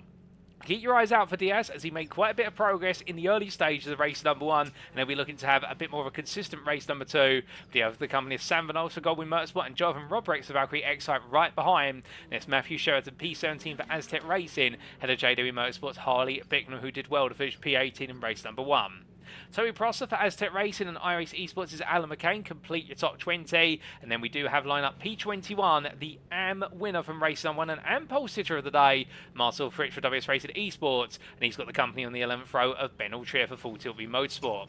Patrick Falconer starts P23 for JW Motorsport ahead of Adam McNally for SL and NXTGEN Gold. And on row number 13 is James Smassersgal for Aztec Racing, who will have the close company of Valentin Umblair for Valkyrie X-Hype. And those two are going to go toe-to-toe again. I can sense it. Behind the Frenchman is the Australian of Daniel Fritz for Risky Runners Racing and Matt Emmons for Verano Motorsport. They start P2, P3 in AM class, and they complete your 14th row, with the top 30 being rounded up by Duncan Moraes for Goldwyn Motorsport and Slamir Jarvosky for Semper Racing. Mark Sykes starts P31 for Sam Cases for NXTGEN, and you have the company of Ian Manners behind him for JW Motorsport.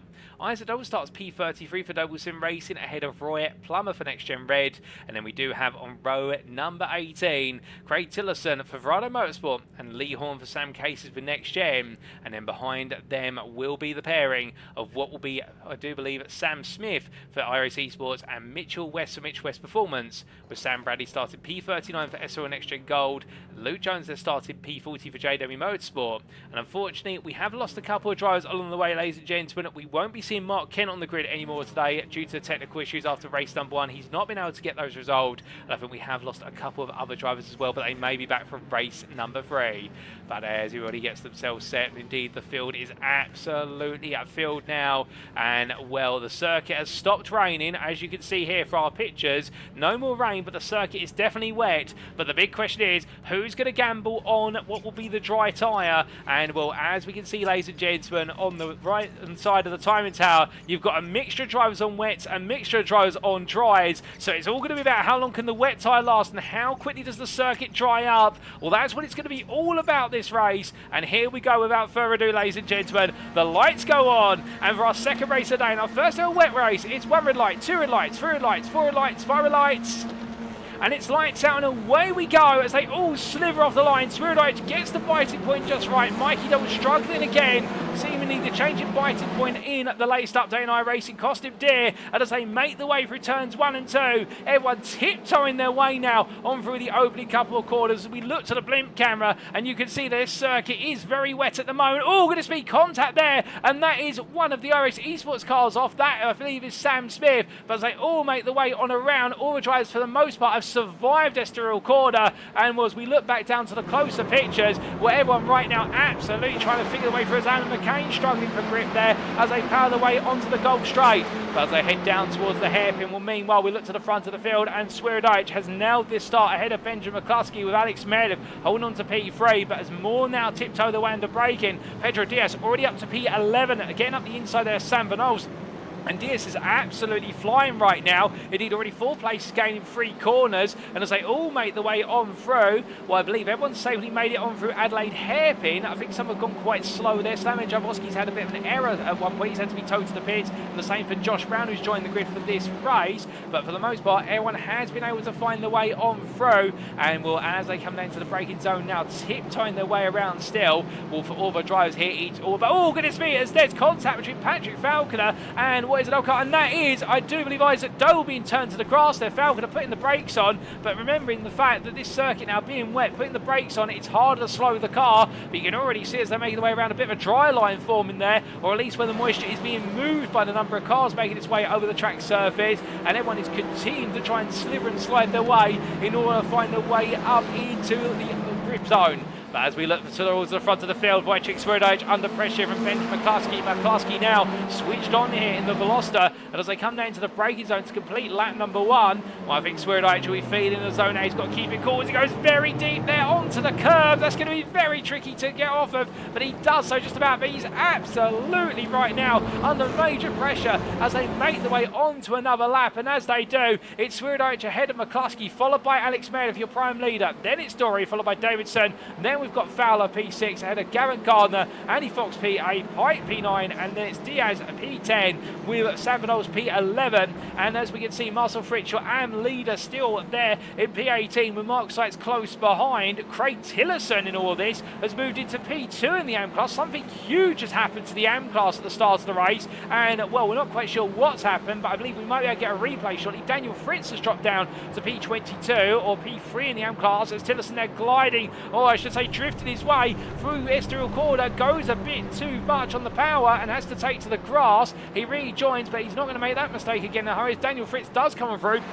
to take P2 in the AM class, and well, now Craig Tillerson will just keeping his head down. But meanwhile, whilst all this is happening, back at the front of the field, Swirydowicz versus McCluskey, they're side by side. This is into Nürburgring, and as they come into the chicane, it's going to be McCluskey on the inside to outside. Swirydowicz still there, but you can see absolutely having to grab at the coattails of where the grip is, and McCluskey makes his way around. Now, can McCluskey seal the door shut on the exit at 180? I think he can, and as they make the way on out of 180, McCluskey takes the lead this race, but keep in mind right now that the highest drive on it is Joseph Doble down in P21, and this circuit could dry quite quickly. You can see right now the dry line is starting to form there. We've got no rain forming, but it seems like Swirydowicz really struggling here as Dory is going to look up the inside on the exit of Imola, and he's going to go around the outside now into Château de Houde to try and make this move happen, but in the end they will stay as they are for now. But Swirydowicz absolutely having to get his elbows out here, and Dory absolutely attacking. But as they head on down in towards the Complexe du Lycée, this top 10 incredibly close together, and at the back of it all, Pedro Diaz in P9, Andrew Pye just behind him. Onto the brakes they go. Diaz going around the outside of Gardner, and Diaz finding all the grip, but that's very risky to go around the outside. He's given the space though. He'll move up into PA, and right now on the attack versus Andy Fox as we ride on board here with the Portuguese driver for Ignium Motorsport as he looks to go on the offensive more. The wipers are in full works, albeit that's to get rid of the spray off the windshield. Tries to look around the outside here, just not enough grip to do so. Up front, I hear that Jamie Dory has found his way ahead of Wojciech Swirydowicz, albeit only briefly. You'd see him there off in the distance as Diaz battling with a lack of grip there, having to fight with the car, fight with the wet track surface, using a little bit of inside runoff area there in order to help catch the car with the grass. And as he does so, the number 23 driver falls back, but is making every effort to pass. Meanwhile, Jamie Dory has found his way past Swirydowicz in the exit of Estoril corner. We caught that at a distance, and as they come on down into the braking zone now, Alex Meredith at P4, he's got Tom Davidson, and also with Davidson's looking around the outside, he's going all the way round. Where on earth has Davidson come from? He's found all that grip and more, as that is why the iRacing Esports car's pointing in the wrong direction. It tries to pick itself back up, but right now, Tom Davidson is flying. Meredith's going to go back toe-to-toe with him here into Nürburgring, but Davidson's setting on the move, going from the outside to inside here at Nürburgring. They give each other space. Meredith backs off, and well, in order to respect the fact that if he went any harder, the two of them would have coming together, but Davidson's going to be on the inside here into 180. It's side by side all the way round, but then Meredith on the outside line, there's just not enough room to make it count in terms of defence, and Tom Davidson takes the prime lead for now. There comes Meredith back again. Elantra now showing its fangs in terms of top speed as he accelerates up towards 5th gear, but Davidson will hold on, and the field continues to queue up behind as this fighting gets ever more intense. But as they make the way on through and in towards Château de Houde hairpin, well, meanwhile, we need to take a look back at what happened at the start of the race to a few drives, including Matt Evans, and here, ladies and gentlemen, is an explanation as to what happened to the Rana Motorsport driver, which was going into turn 1. In the end, just no grip, and the car just goes to the grass, and in the end has to take his time. Roy Plummer following him as well, and well, in the end, everybody's struggling in the AM class. Keep in mind, of course, oh goodness me, and he came straight back on in there, no grip to catch the car, and into the side of what was none other than the Irish Esports car that we saw with him, and that explains the story there. And I think in the end, just not expecting there to be as little grip as there was in stopping the car, but many an AM driver getting it wrong. Keep in mind as well, the majority of the AM field will have started what was prior to the chicane rather than after it, and that explains why they started so far back from the rest of the field, as Toby Prosser goes very deep there into Estoril corner, and as he brings it back together,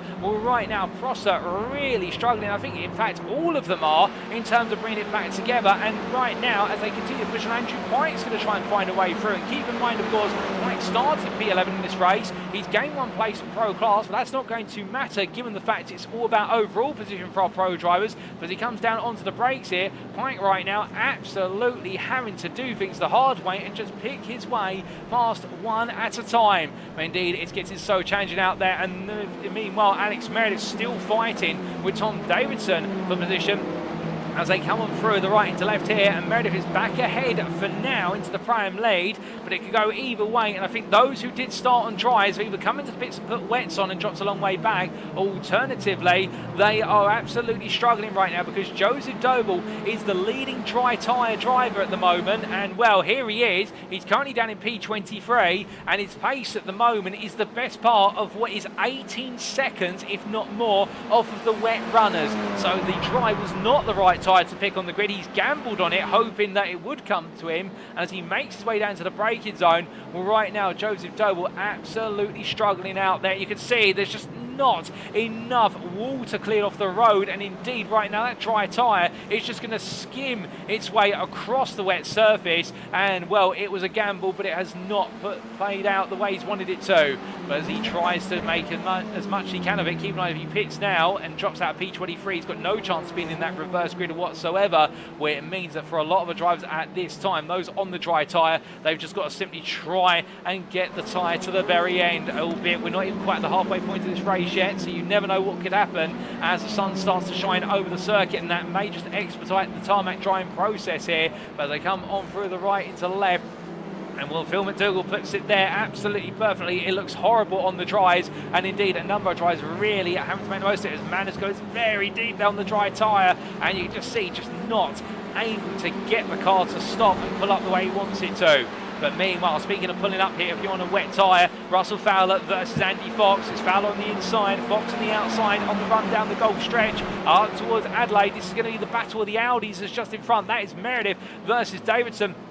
As they fight for the lead of the prime class, they go too wide in, so does Fowler, and in the end Fox tries to turn in, and there's contact between them. Fowler is turned around, and Fox in the end, well, he's able to carry on. I think the two of them might have a bit of a discussion about that after the race in terms of who did what, but it looked as though the two of them went for the same space, and in the end the two did not go into one. And as Fowler turns it around, he drops to P17, as meanwhile Meredith continuing to hold on at this time as we look back from the rear of the Whiskey Runners racing number 19 Elantra, and right now that's Davidson absolutely glued to the back of Meredith. And we said earlier at the start of this, in wet conditions, it may see some drivers really come on through, and we're seeing that with the Sim Racing Collector's Davidson in the fact he just seems to absolutely revel in that Veloster in these wet conditions, whereas Meredith right now is really clawing at tenterhooks to try and hold on to this lead.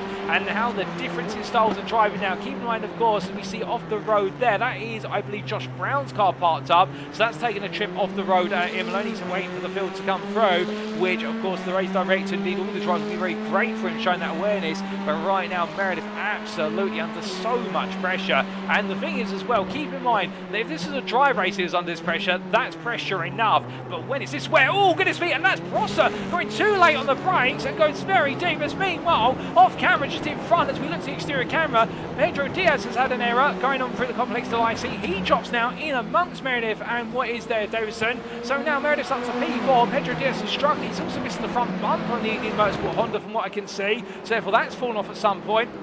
And as they come down in the double left into right of Estoril now, well, as we can see there, Meredith goes very deep. He just about keeps it together, but Diaz is going to look on the inside. Prosser still carrying too much speed, goes even wider there at Estoril corner. So Prosser right now, I think, needs to calm himself down. Alternatively, he's going to lose more places than he'd like to imagine. And as they roar their way down in towards what will be Adelaide corner, well, Meredith under pressure here and Diaz close. With Davidson at the best part of half a second back, I think Meredith will be okay with this. I don't think he'll be as worried, albeit he'll be concerned about the fact that if he does lose any time to Wes Davidson behind, that's immediately going to bring him right back into the fight. But Meredith right now taking the fight back to Diaz, who takes a lot of wheel spin there coming out of Adelaide. You can see the car just not wanting to straighten up. Meredith's going to be too wide here going into the Nürburgring chicane. Diaz in the end on the wall has the straight line on. He's got no grip there at all. He rejoins, but that is going to be a slowdown penalty. He's going to have to lift off. It's going to be 3 wide down to 180. Here's Davidson. He goes up the inside of Meredith around the outside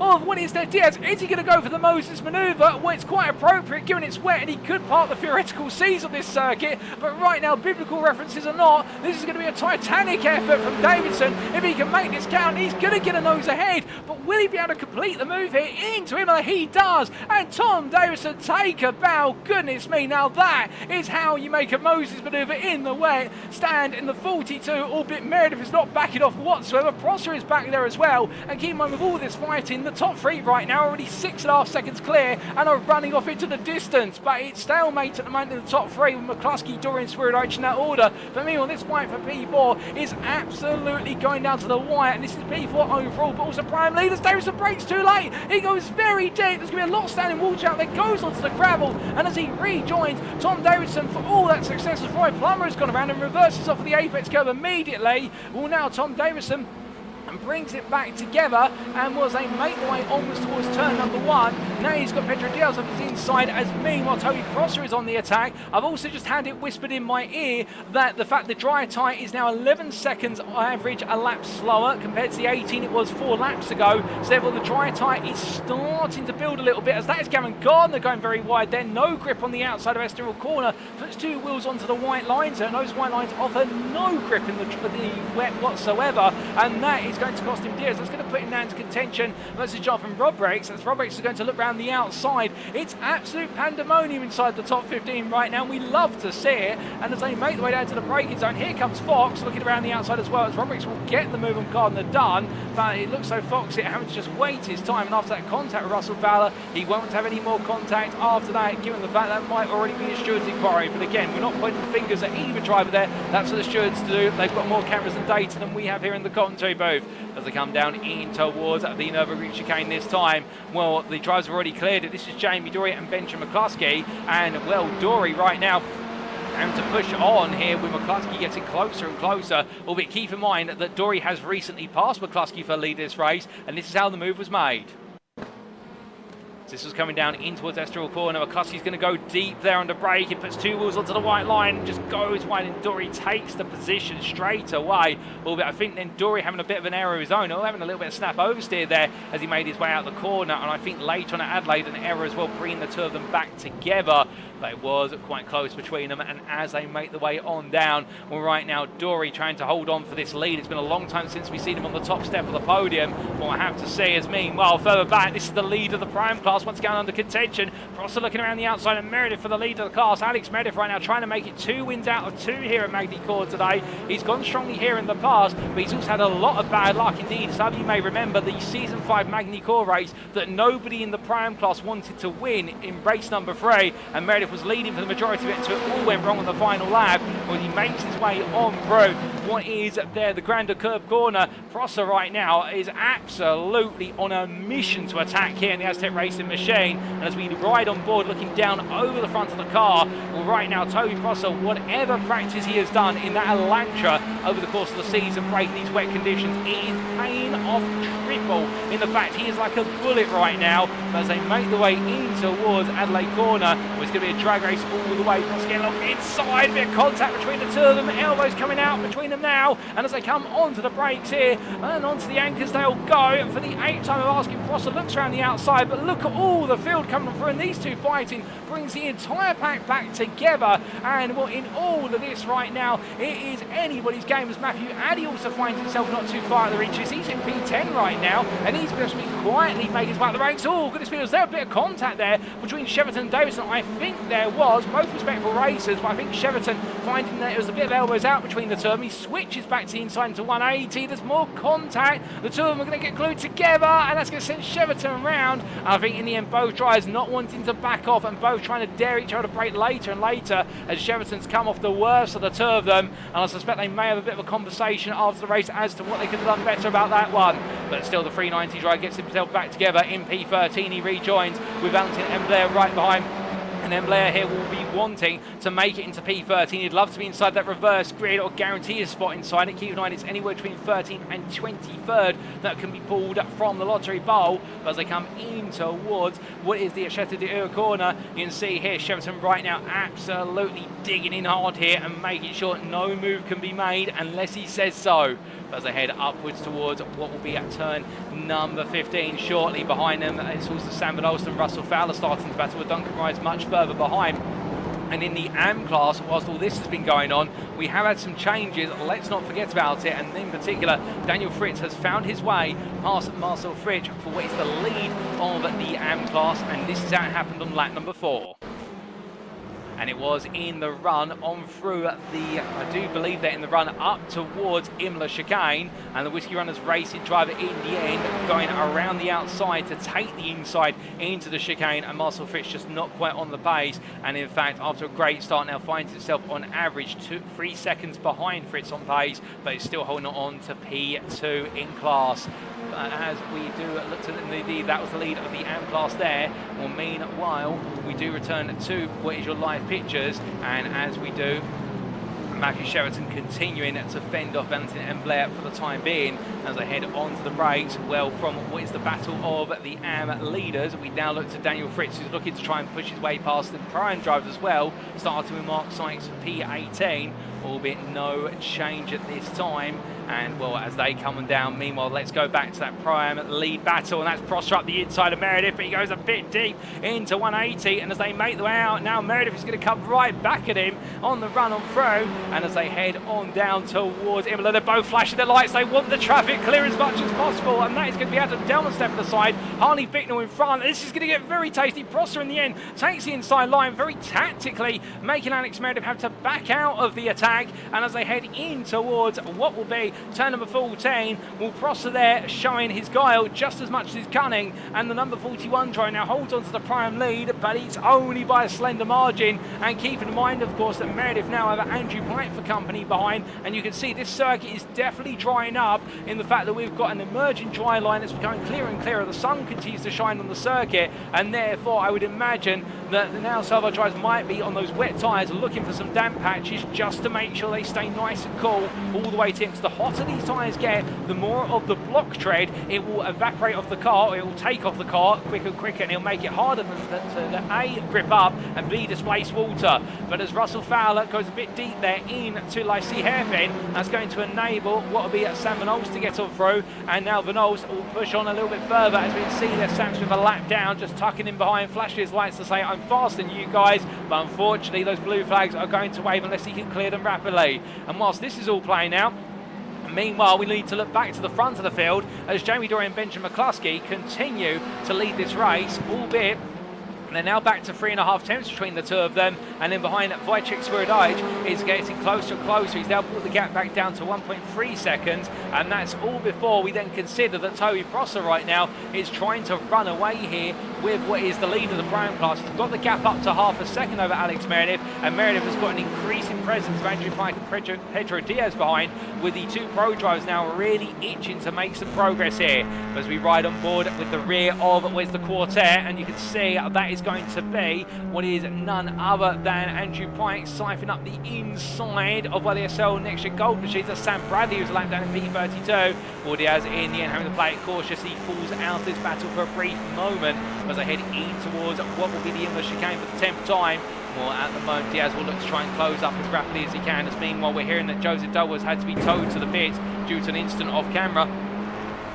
Joseph Doble's race on what's the dry tyre, going from good to bad to miserable very quickly as a lot of drivers go deep there. Meredith goes over deep into what is a Château, and as he does so, Lee Horn meanwhile stays offline in terms of where these drivers are looking to push, but that's a mistake from Meredith, and here comes Diaz looking up the inside as our leader goes on to the last lap, past my commentary booth window, but as they head into the braking zone here, Diaz back up to P6, Meredith drops to P7, it's all gradually falling apart for Meredith. Meanwhile, 3 wide there from Riemann as Adam Delmont a lap down, pulls out the way, and it's Russell Fowler battling here with none other than Sam Van Olst for P14, and for a very high chance of being in that reverse grid, albeit there we can see Sam Van Olst gets back into P14 on the inside line, and Fowler in the end just not able to get the car stopped in time with what is Sam Smith tucking it in behind them. Everywhere you look inside this top 15 right now, there's drama aplenty, and it's absolutely fantastic to see as they go on to the final lap. 3 wide, they go to the corner, Smith wants to unlap himself, Fowler in the end I think would have liked it to just be too wide there, but Smith's got other ideas, and as they head in towards Estoril corner, but also be grateful for a bit of breathing room for the time being as they wind their way off of Estoril and onto the Gulf Straight. As they come on around, we look a bit further up the road, and here is the majority of the top 10 pack, but this is Andy Fox versus Jonathan Robrix for P11. And what is the first positions outside the top 10 with it? The best of the rest accolade going to the driver who takes this spot, and Goldwyn Motorsports driver makes it happen. As meanwhile, we look back up to the lead, and Jamie Dory under huge pressure here, all the way to the end. Benjamin McCluskey right behind him as they make the way onwards towards what is the Imola chicane. They've only got a further lap to go, and Dory right now trying to hold on for what has been a long time since a win overall. But as he makes his way on through, teammate Benjamin McCluskey, well, he's going to race him hard, but fair all the same. They're teammates at the end of the day, but they also have their own championships on the line. And Dory right now absolutely digging in and defending. And of course, this will be for the accolade of being the first ever wet race winner, whoever brings home the checker flag out of these two. And as they come on down the hill in towards what will be the Chateau de hairpin, in fact, coming down to Complexe du Lycée, onto the brakes they go. The checker flag beckons. Dory goes a bit deep, but he just about snags it. And as he comes on through the last two corners, the checker flag waves, and Jamie Dory takes victory in the rain for Next Gen Pink ahead of Benjamin McCluskey P2. Wojciech Swirydowicz completes the top three. Meanwhile, in the prime class, it is going to be Toby Prosser with an incredible P4 finish and a prime win as well in the number 41. Andrew Pike will take P5 behind him ahead of Pedro Diaz. Alex Meredith run up in the prime class P7 ahead of Gavin Gardner. Matthew Addy completes the prime podium ahead of Tom Davidson in a silent but brilliant race for what is Matthew Addy. Andy Fox P11 ahead of Jonathan Rodbriggs. In the AM class, well, here is Daniel Fritz as he comes on through, and Valentin Embler is just in front of him, who's P17, but Fritz is going to make it the AM win in race number 2, and the Whiskey Runners racing driver absolutely nailing it here as he comes to line. And then it will be Mark Sykes between what is Fritz and then your second place and finisher, or is it going to be, as Craig Tillerson is still right behind him. This could go to the final couple of corners in the battle for P20 here, as they come down to the braking zone and as they head onto the brakes. Well, Marcel Fritz right now holding on, but look at Tillerson taking a look up the inside, but not close enough there. And Marcel Fritz, he took the win in race 1. He takes P2 in race number 2 in the AM class, and with P20, and Craig Tillerson completes the AM podium there for Rhino Motorsport with P21. A solid drive from him. James Sebastian Scout, P22, ahead of Mikey Doble. It all unfolded the wrong way for Mikey Doble from the start, but potentially guarantees himself an opportunity to be inside that reverse grid if the number 23 is drawn. And then it'll be Slavomir Jalvosky who in the end battling with Isaac Doble all the way to the finish. There's still more battling to come, ladies and gentlemen. They're not done yet, as we have a driver go very well. That's Nick Clibbins taking a trip to the gravel, and well, Slavomir Jalvosky fends off Isaac Doble for P24, and then it will be Isaac Doble P25 ahead of Nick Clibbins P26, and then your last lead lap finisher is going to be a battered, bruised, but by no means beaten Alan McCain for iRacing Esports, as he comes on through the last two corners to complete the lead lap finishers. P27 there for the what is the English team, as he comes across line, in fact the British team I should say, and he crosses that line there. Well, goodness me, ladies and gentlemen, what a race, and I'm almost speechless for it in fact. And will Jamie Dory in the end, how long has it been since we've said Jamie Dory your race winner? Indeed, his first win, I do believe, of season 7, or one of only 2 wins, although I think it is his first, and our first ever wet race winner.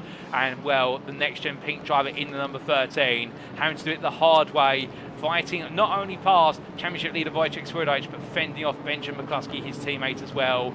Toby Prosser, your prime winner in an absolutely brazen and bull-headed battle with Alex Meredith, but taking it in the end and showing great respect all the way through. And Daniel Fritz making it another AM win, and well, to be fair, just keeping it calm, cool, and letting the race come to him versus Marcel Fritz. And sometimes that's what you've got to do when you have the pace in the long term.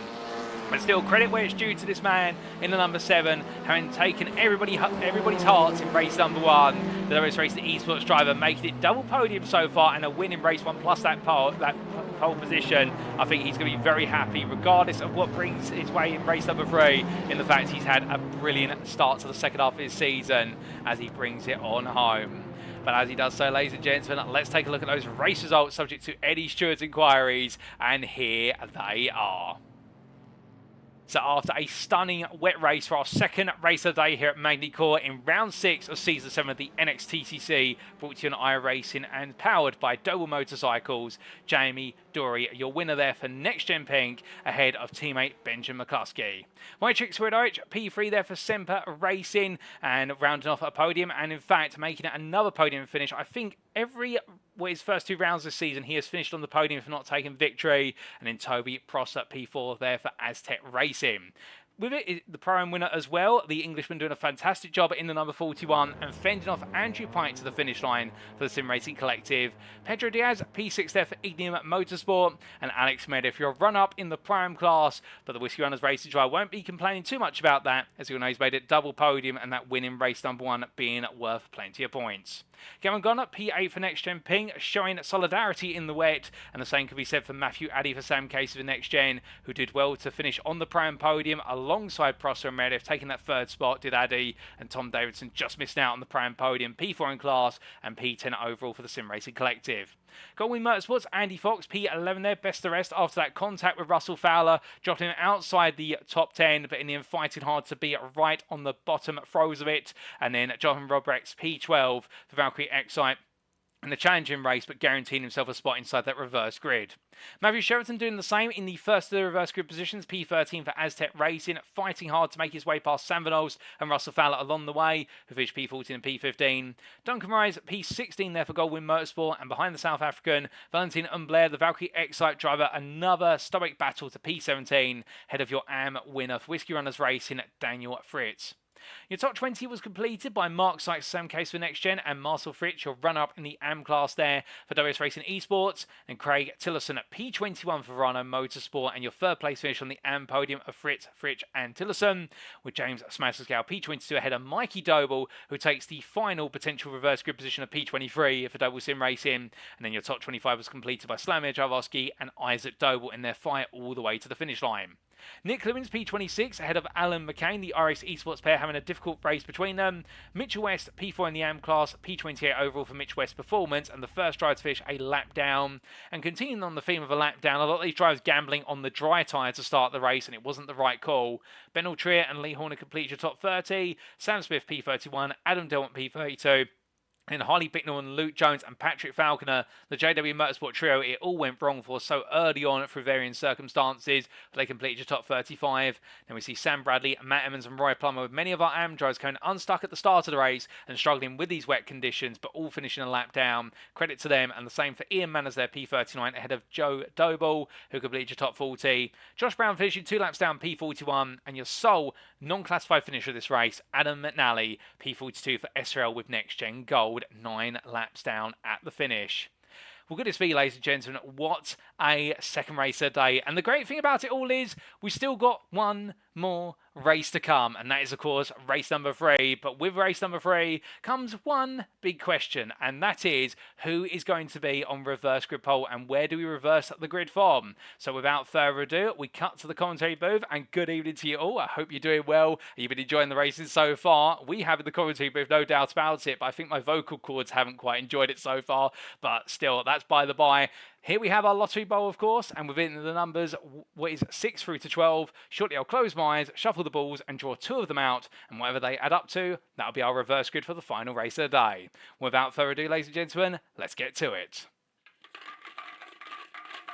There's the shuffle, and now the first ball draw. And it's going to be the number 6, so it's a relatively small reverse grid draw for the purposes of today, but what will be accompanying the number 6, that is the question. That's the second shuffle. And the draw. And to join the number 6, it is at the opposite end of the spectrum. We find 12, and that means the number 18 has been drawn. And I do believe that is going to mean, in turn, that it will be Daniel Fritz, your AM winner, who finds himself on pole position for our final race of the day. And, well, I think he's going to be absolutely surprised and wide awake, given the fact it's the early hours of the morning where he is down in Australia. The fact now he could have the opportunity to finish inside the top 10 as an AM driver, if not even perhaps on the overall podium. Well, we'll have to wait to see what Fritz and many others can do, but we'll be back in approximately 7 to 8 minutes time, ladies and gentlemen, for the build-up to race number 3. But until then, a word from our title sponsor, and we'll see you very shortly. If you are looking to buy your next two-wheeled machine or ATV, why not consider Doble Motorcycles? Home to an expansive full range of Honda motorcycles, scooters, off-road bikes and ATVs, Doble Motorcycles is the UK's leading Honda motorcycle dealer. However, do not just take our word for it. Having won numerous awards over the years, including 3 Motorcycle News Dealer of the Year awards, and being nominated for many more, including Honda Dealer of the Year 4 times, the Doble family-run business prides itself on customer service, and it shows. Add to this the family's rich racing history through 3 generations, as currently embodied by Mikey Doble Racing, with Mikey chasing glory in the BTCC, and you can be certain that you will receive excellent customer service from lights out to checkered flag. So if you'd like to know more, check out their website today at doble.co.uk. Speaking of Mikey Doble Racing, if you'd like to support Mikey as he pushes it to the limit out on track, you can do so by following the Mikey Doble Racing Facebook page as seen on screen.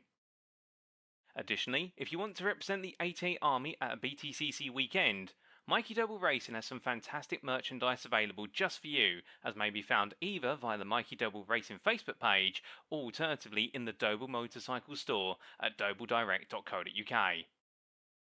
Don't miss out on being a part of the 88 Army today.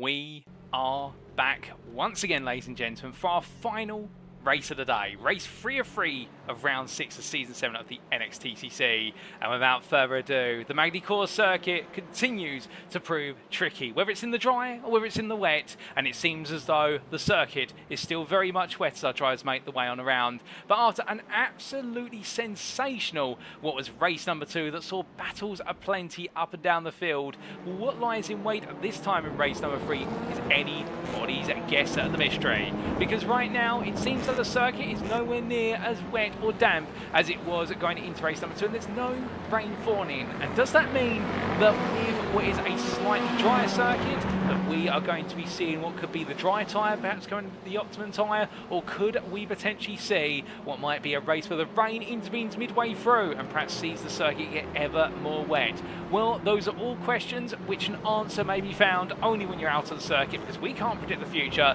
But what I can definitely tell you is this: many of you enjoyed it in race number 2, not just the drivers but also you as spectators, absolutely loving the racing.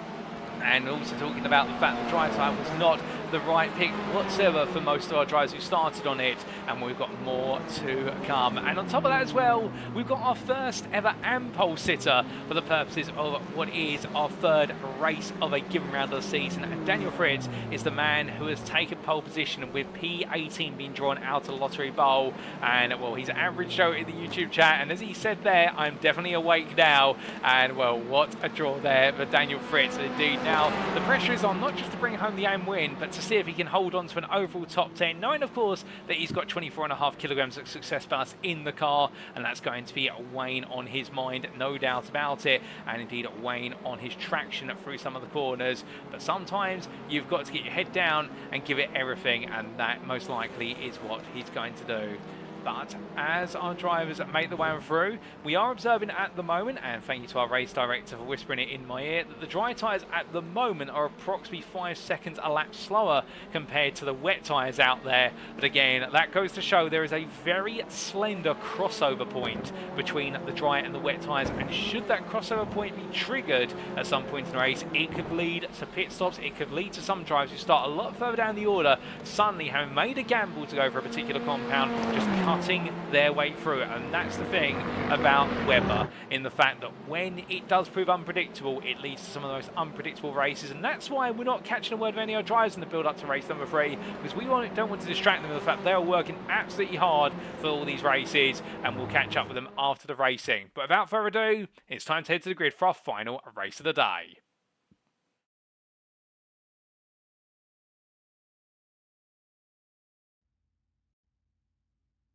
And so for the final time today, the grid is set, and well, it looks to be an absolutely wet circuit. But as all of our drivers get themselves into position, and we do get a bit of a black screen, Daniel Fritz has taken what is that pole position for Whiskey Runners Racing, joined on the front row by Valkyrie Excite's Valentin and Blair, the Pro-Am pole sitter.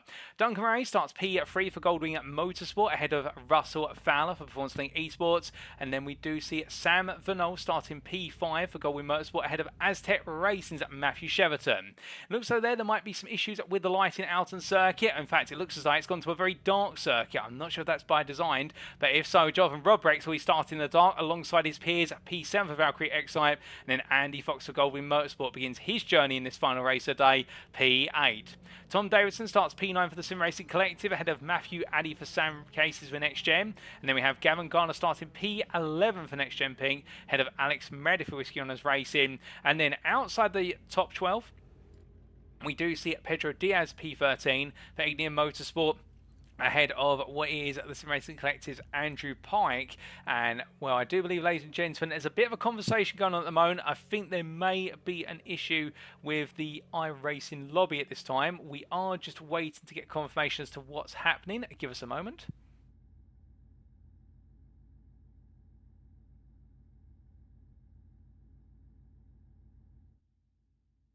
And we are just checking in with race control, ladies and gentlemen, because I do believe we may be having a slight issue with the lobby, and that may, as a result, lead to a reformation of the iRacing lobby.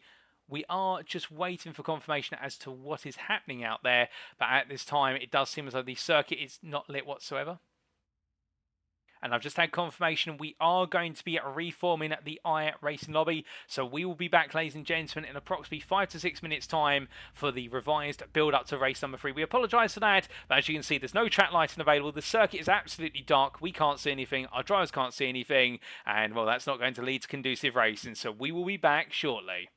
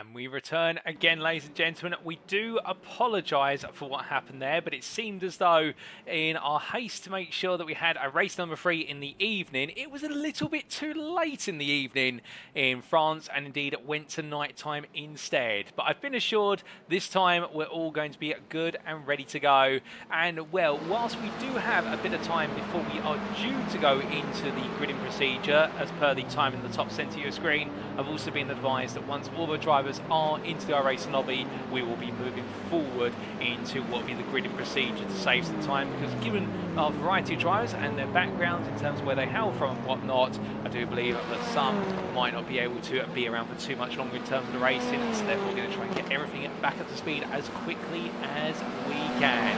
As the drivers are going to say, it's still a moist circuit out there, and indeed right now it's going to make it ever challenging. And Mikey Doble, one of many drivers who is likely to have a challenge in race number 3, given the fact he'll be starting outside the top 20. And despite starting well inside the top 10 in both races 1 or 2, race number 2 it didn't quite go his way whatsoever after another slow start. And one thing that was pointed out to us in the YouTube chat, something we didn't really talk about at the start of today's broadcast, is the fact that in the Season 4 update in iRacing, we have seen the biting points of the touring car racing machines be made universal across the board for all 4 of the cars, but it's also been changed quite significantly in terms of where that biting point commences, how sensitive it is, and everything in between. And therefore it does mean that a lot of drivers are having to adjust to new race starts. And as all the drivers make the way on through, I believe we are just waiting on 1 or 2 more drivers to get into the lobby, and then we will be good to make the transition. And we are 3 minutes away from the forced transition either way, so therefore it does mean that we are close to our final race of the day.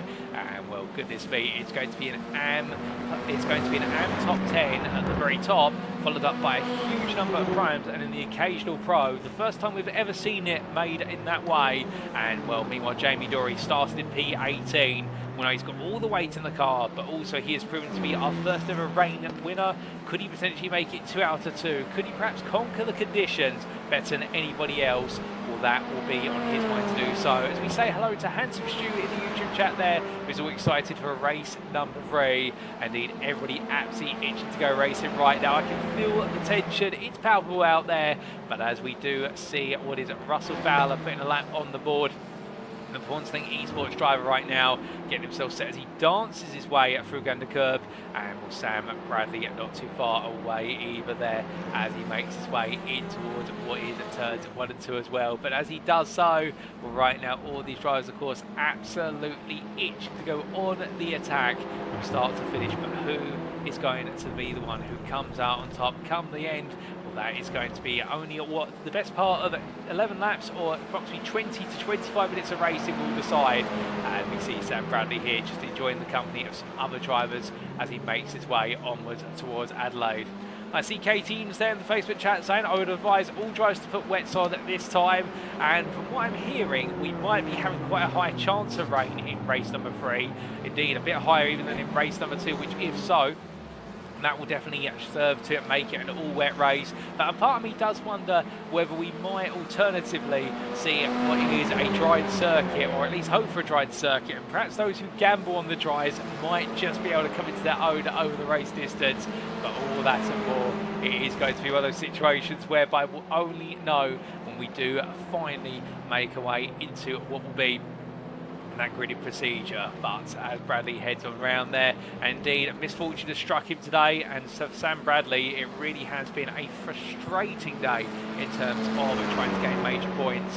And well, I can also feel a bit of frustration for Mitchell West in the fact that his chase of Daniel Fritz at the top end of the AM Championship is going to be made ever harder in the fact that Fritz starts on pole for this race, meanwhile West starts well below the outside of the top 18. But as he heads on around, we do look to Sam Van Olst as well. He's been enjoying some great battles to the bottom end of the top 15, and that's overall, and also enjoying the fight inside the top 10 of the Pro-Am class. And therefore Van Olst, we can expect plenty more here, as he will be inside, or with that inverted grid, he'll be inside the top 10, or the top 5 rows if you will, and therefore that's going to give him confidence that he might be able to get some more points out of this race and potentially gain the upper hand on some of his rivals. He shows us just how deep you can go at the LIC hairpin and how wide you don't want to go, because then you will onto a soaking wet gravel trap. As he comes into the pit lane, we look to Marcel Fridge, who will right now be looking to make it a triplet of podiums to wrap up his day here in France. Can he make it another win to follow up his race 1 win? Well, here we go, ladies and gents. We'll find out the answers to that and everything else as it's time to head to the grid for our final race of the day.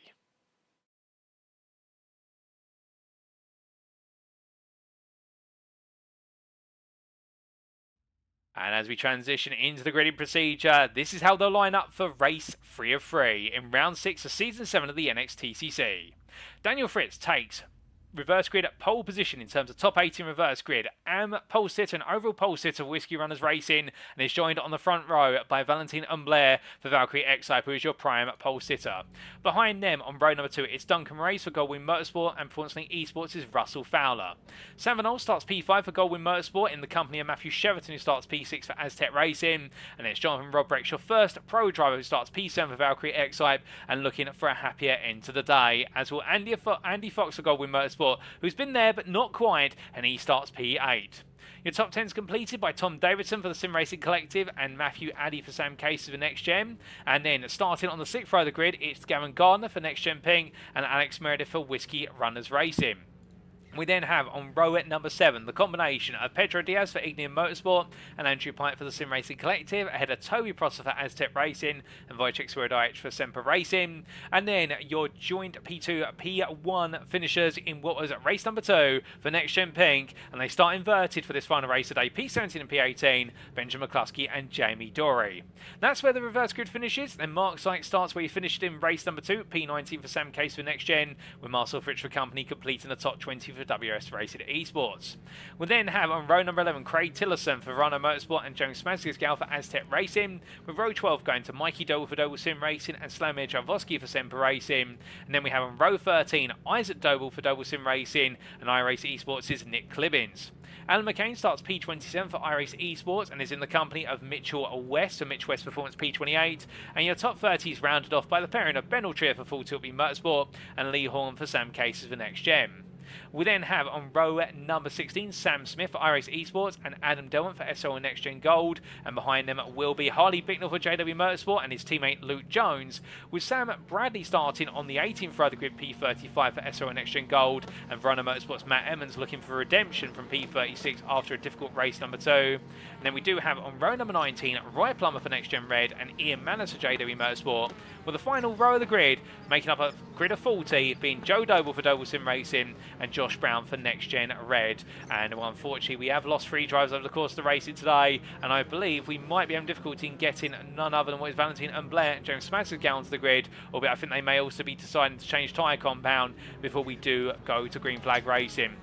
As they all get set and ready to go, and Blair, the only driver not in position, with approximately what is 10 to 11 seconds left in this gridding procedure. I think right now they're trying to decide what tyre to start this race on. It's understandable, but there you can see the tyre compounds on what is the timing tower on the right side of it. And we are holding, as we are missing a driver or two at the moment, and it's M. Blair in particular who we are waiting for at this time out of 40 starters, and the same for Toby Prosser. But hopefully we will be able to get everyone underway very soon as they all do sit, and well, as they do, we're waiting on just the one driver. And once we do have that driver in position, we will be going into the start procedure there, as the drivers are losing some tyre temperature right now sitting on the grid. They have had an increase in tyre temperature since the season update. In terms of the tyre temperatures they start on now are higher to simulate what is a formation lap, where they've done some tyre warming.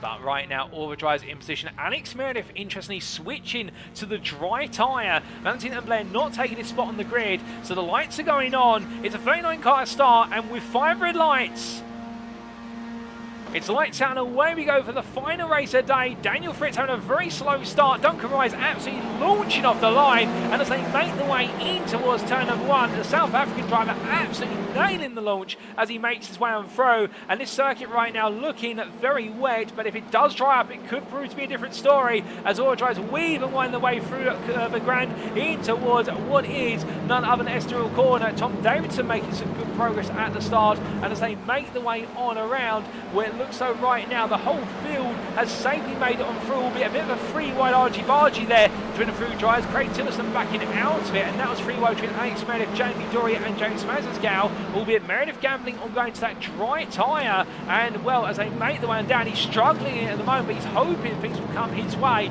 as they all head into the braking zone for the first time of asking, but as they do, well, it's 2-3 abreast as they come through. Drivers come around 8 is Mark Sykes pointing the wrong way. Jamie Doria, I think, caught up in contact there with Sykes, and well, there's been a further bit of contact further back. A driver's been sent sideways. That was Slawomir Jaworski has been sent to the grass. In fact, Jaworski has gone around. We briefly saw him there on the edge of the camera shot, but as all drivers make the way into Nürburgring, the majority of the field has safely navigated what has been the opening 5 corners, and now it will start to settle down as Duncan Race leads into the second half of this lap, but further in the rear of the picture, Wojciech Swirydowicz immediately making progress. In fact, 6 places gained off the start, and the Semper Racing driver absolutely roaring his way through, and now trying to go on the attack versus Pedro Diaz as they head in towards Imola, but right now not close enough to look for a move, and indeed having to wait his turn. Jamie Dory, the winner of race number 2, has dropped to P19. He's trying to find his way back past Isaac Doble. Mikey Doble, which should be pointed out, has gained 8 places since the start and is up into P15, albeit drops to P16, as we can see there. A hop over the apex curve of Benjamin McCluskey, and Doble steers wide of it in order to make sure he stays unabated in P15, and as they come down in towards the Complexe du Lycée, it's going to be nose to tail here, albeit Russell Fowler up the inside of Duncan Race has gone wide at what was the IC hairpin, and Russell Fowler takes the lead this race as they go into lap number 2, but as they roar their way onto another lap, it's Fowler ahead of Race, followed by Van Olds, top 3 of Prime drivers. Then you have your leading pro of Jonathan Roberts of Valkyrie Exide. We then have Matthew Sheraton P5 ahead of Andy Fox P6, Daniel Fritschott and leader P7, who started on pole, but I think is focused on one thing and one thing only, and that's finishing this race as the AM winner. And then you do have Tom Davidson P8 ahead of Wojciech Swirydowicz and Pedro Diaz P10 ahead of Matthew Addy P11, but Fritz, they're going very sideways. Going out of Estoril corner, struggling to find grip at the moment, even though he's on the wet compound. I think everybody's still trying to get that wet tyre up to full temperature, and as he makes his way down towards what is the braking zone for Adelaide. Well, right now, Daniel Fritz having to go very defensive here with Swirydowicz looking around the outside. Well, in fact, that's not Swirydowicz around the outside, that's Tom Davidson who's gone very deep. I should correct myself there. And it's now Davidson who loses out as they head out of turn 5 onwards through the kink of 6. And well, Daniel Fritz gained the place at Davidson's expense. I think Davidson had just missed his braking point and going the long way round. But meanwhile, further back, James Mazascal having taken his time to get onto the grid right now. He's not taking his time making place. He battles with Isaac Doble trying to go around the outside into Nürburgring, but he can't find his way through. And as they head in towards what is turn number 9, going into 180, right on the rear bumper there of Isaac Doble. Nick Clemens looks up the inside. It is going to get very tight and tense between these guys. They make the way through, and we ride on board here. Car around, that's into the wall. That is Andrew Pike, who's been sent spinning off the road. I'm not quite sure what's triggered that. We'll try and get a replay when we can. But Mazascal here on the back. Oh, goodness me, and a bit of late braking. It taps the rear of Isaac Doble. Well, that punts Isaac Doble back into P16. And I think Clemens will be wondering where Isaac Doble suddenly found all that pace, where it was a little bit of a nudge there as they all come down to the hairpin at the Châteauneuf corner. That's Addy on the outside. And I think right now this circuit might be getting wetter and wetter. Alternatively, it's just not shifting the standing water because everybody is struggling out there as they head on down in towards Lycée once again. Onto the brakes they go. Mazascal the inside here of Dory. Dory's going to steer wide. Mazascal in the end backs off quite early here, but in the end puts the pressure on Dory, and Dory is forced down to P19. Matthew Addy is into the pits, and I think Addy's got damage on the car, and that's what's making him come on in. But as all tries to carry on here, well, it's still a dramatic race, and at the front, Russell Fowler right now has got Duncan Race for company, and it is company that is not going to go away anytime soon as they make the way through turn number 3. And well, I've just had it mentioned in my ear that it's a black flag for Matthew Addy. That's why he's coming to the pits for a jump start, and that is going to be a penalty in the pits that he's going to have to serve, and that's going to put Matthew Addy all the way to the back of the running order. But as we see Fowler here trying to defend versus Moraes looking around the outside. Fowler braking very late, goes very deep, but Moraes joins him there, and Russell Fowler holding on for now, and it's simply the case that everyone behind him is making as many mistakes as he is in trying to chase that win.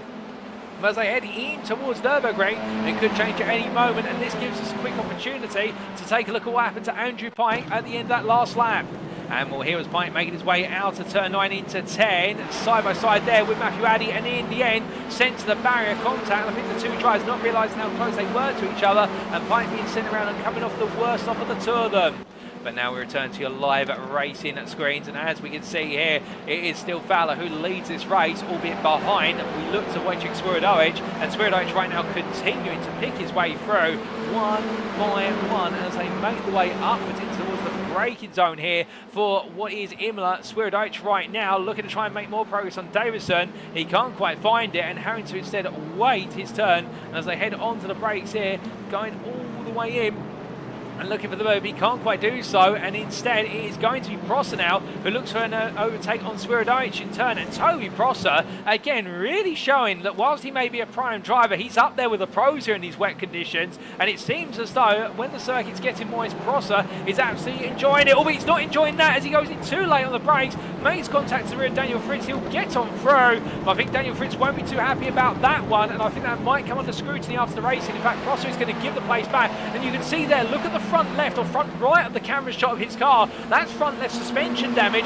Prosser's race may have just taken a turn for the worse, but that shunts the rear of Fritz's car. But you have to imagine what has Fritz got damage-wise, and is it going to send both of them to the pits at the end of this lap? As now you can see the field is all stacking up behind these two. I think they're both running wounded cars, and it's going to be now a challenge of trying to negotiate two wounded cars that are fighting, and everyone else wants to try and pick their way through. And speaking of which, Gavin Gardner at the back of this with Nick Clibbins, with Isaac Doble just in front, albeit not for long it looks like, as Gardner tries to make his way around the outside. And as they make the way onwards towards what will be at turn number 5, we're heading down towards that braking zone in towards Adelaide, and right now it's anybody's guess who's going to be leading this race as Gardner heads into the right-hander, and as they make the way on through, side by side they all go, and Gavin Gardner in the end absolutely having to give it everything right now in order to hold position as he tries to fight his way past Isaac Doble. 3 wide they go, that's going to be Mikey Doble on the outside, Isaac Doble on the inside there, and in the end they make it through. A bit of a bumper comes flying off of one of the cars. I think that's the bumper off of Isaac Doble's car, but they survive it, and Mikey Doble now looks up the inside of Daniel Fritz as they come on through. Was they make the one around, Fritz is on that outside line. How they were able to survive that is incredible, and Mikey Doble's making progress ever more still as they head in towards what will be the Imola chicane, and Mikey Doble is absolutely flying right now. As we said, he started P23, he's up to P12 already, and he's going to see how many more places he can gain before this race is over, and my gut instinct says he could be inside the top 10 before this is all over.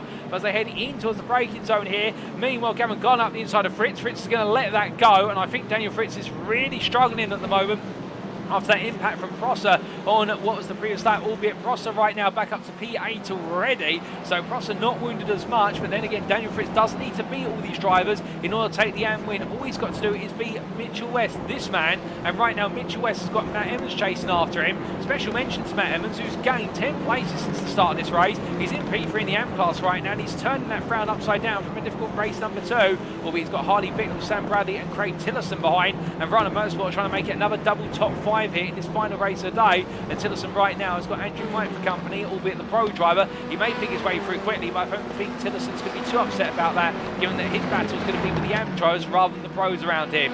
But White looks up the inside there, and Tillerson lets it go, albeit having to gradually nurture the car through Grander Curb will mean, well, we look back up to the front of the field. This is still Fowler holding on versus Moraes for now, goes very deep, and Moraes is up the inside this time, and Duncan Moraes finally takes the lead of this race, or does he, as Fowler in the end finds a huge amount of performance out of Adelaide, and that goes to show you the conventional racing lines in these wet conditions, they don't apply, because Fowler is intentionally going deep at Adelaide to carry all the speed up towards what is Nürburgring, and it is working wonders for Russell Fowler, who is just finding this time out there and finding places to go defensive in unconventional ways. But as he makes his way on round, meanwhile we look to Mikey Doble, and Mikey Doble here right now absolutely on a mission to charge, as we're hearing that Nick Clibbins was involved in a bit of contact, and that sent him all the way down the order from battling inside the top 15. And in fact we have a quick replay to explain what happened to the iRacing Esports driver. This was side by side with Lee Horn at the time, fighting for the bottom end of the top 20. And in the end, I think Clibbins there, just as he's come out of the corner, the car's drifted slightly on him, a bit of understeer in these wet conditions. Horn's been in there in the unfortunate position, and Clibbins is the one who's been sent off the road to the barrier.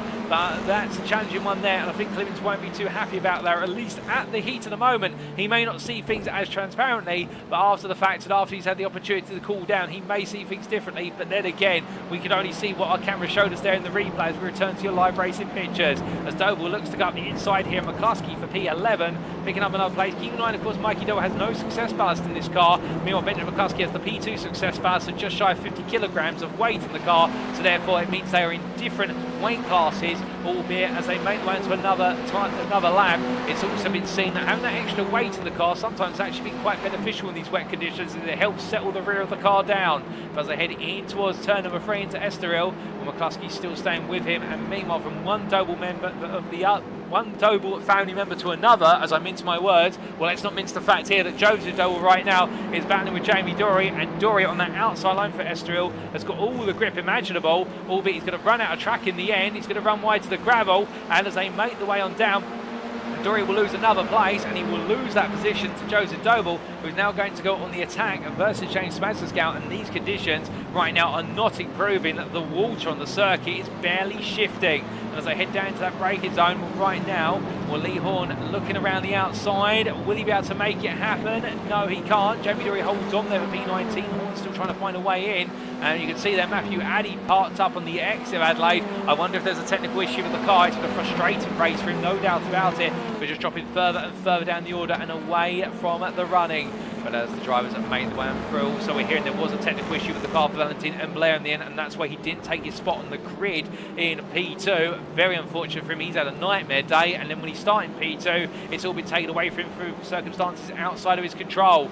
But as we stay with the drivers who are around the circuit trying to keep it controlled, with Joseph Doble right now chasing after Scout, but Horn and Dory still too wide here, albeit Horn has found his way ahead on the exit at 180, albeit as they head in towards Imola, Dory comes back again. Horn does seem to be stronger out of these lower speed corners, but Dory, as soon as he gets a bit of momentum, immediately goes on the counter attack. Speaking of attacks, this is inside the top 10. This is the battle for P9 between Mikey Doble, who's on the inside of your picture, the left hand side of your picture, albeit you can see as they make their way through Pedro Diaz on the outside, and right now too wide they come out of where's the Lycée hairpin, but they won't go through the chicane too wide. Diaz backs out, and it's going to be Doble who gains another place as they head on to lap number 7.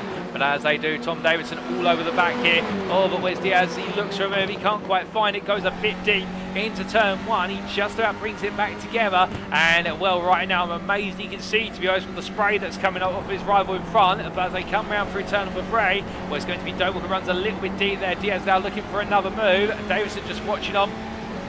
And of course, keep in mind the Sim Racing Collective driver right now would love to clear these pro drivers to go hunting after the next prime up the road, which is Toby Prosser. But I think he's going to have to watch him in the popcorn seat view as they make their way down towards Adelaide. Onto the brakes, they get ready to go. That's Diaz on the inside defending, Doble on the outside. Now what can Davidson do here? As you can see, Doble goes very deep, but that will be by design. Oh, goodness me, and that is Benjamin McCluskey. McCluskey has just come out of nowhere onto your picture, and he's gained 1 place over Davidson, but will he gain more here? As he's going to try and look to make the run, but I don't think he's going to have the ability to go 3 wide. And in fact, in the end, Doble and Diaz, they settle back into their running order as they start this lap. And Benjamin McCluskey, who made a surprise appearance from stage right, backs off and tucks in behind them. But Benjamin McCluskey now showing he's not out of this yet. He's got ahead of Davidson, and he wants to play as well for what is a place inside the top 10. But meanwhile, from then, Joe Doble up the inside there of Daniel Fritz, who loses another place overall, but that doesn't change his class position as AM leader. So therefore, he'll be happy with that, and losing a place as well to Jamie Dory. And Daniel Fritz, I think, just trying to bring a wounded car home, and that's exactly what he'll want to make it 2 wins out of 3 here today and extend his championship lead going into round number 7. And well, keep in mind, of course, it can be very different circumstances at Alton Park in a week's time as they make the way onwards towards what is the final third of this race. Joseph Doble defending versus Dory. Dory looking around the outside, and Dory has shown you can be very inventive with the lines here in these conditions, albeit around the outside he tries to go. Joseph Doble gets the better traction in the Honda, and as they come down towards the Complexe du Lycée, Joseph Doble right now just continuing to hold his lines as best he knows how, and Joseph Doble and Jamie Dory, I should say, being frustrated in the meantime. From them, meanwhile, we look back to the AM battle for what is the AM podium. We're looking at Marcel Fritsch in particular, P29 overall, P5 in AM class. He's chasing after Craig Tillotson, who in turn is only 2 seconds off of the back of Sam Bradley. So Bradley right now in that 3rd place AM spot, but he's got Tillotson and Fritsch for company as they make their way through the camera shot. And Fritsch in the WS Racing Esports for Gloucester, still trying to make it with a 3rd podium in a row today. Albeit I think at this time it might be a little bit too far for him to go, but then again, never say never. Indeed, drama can find itself at any moment Meanwhile, from Bradley, who's in P3 in the AM class, this is your P2 runner of Matt Emmons in the AMs, P24 overall, and he's got plenty of company from pros and primes around him. That was Andrew White trying to go around the outside, but in the end, Nick Clemens is going to go up the inside of him through the Gulf Straight. And Emmons right now, I think, just proven to be a thorn in everyone's side, albeit I don't think he intends to. I think right now he just wants to hold position and make sure he's got some cars between himself and the rest of the pack chase after, which you can see it there. It's closing. Sam Bradley's at the back of this pack right now, as meanwhile the inside does look Nick Clemens, albeit backs out there. Emmons holding on, but Sam Bradley, you can imagine he'll be wanting what is Clemens and Pike to find the way past Emmons and pull him right into his miss. But as they come up towards the Nürburgring chicane, there's going to be nowhere that happening this time around, it would seem. And meanwhile, from all this, we look back up towards the top 10, and this is Andrew Fox, who right now being chased by Wojciech Swirydowicz, chasing after teammate Sam Van Alsted's turn, and no change between them, as it's going to be too wide here as Matthew Sheraton has gone for the move on Russell Fowler for P2, and that's come down into the Chateau de hairpin, and Sheraton gains the place, but the question is, how exactly did he make it happen in the first place? Well, we'll see them come down to Lycée, no change at the moment, and we cut to a replay of the pass of P2.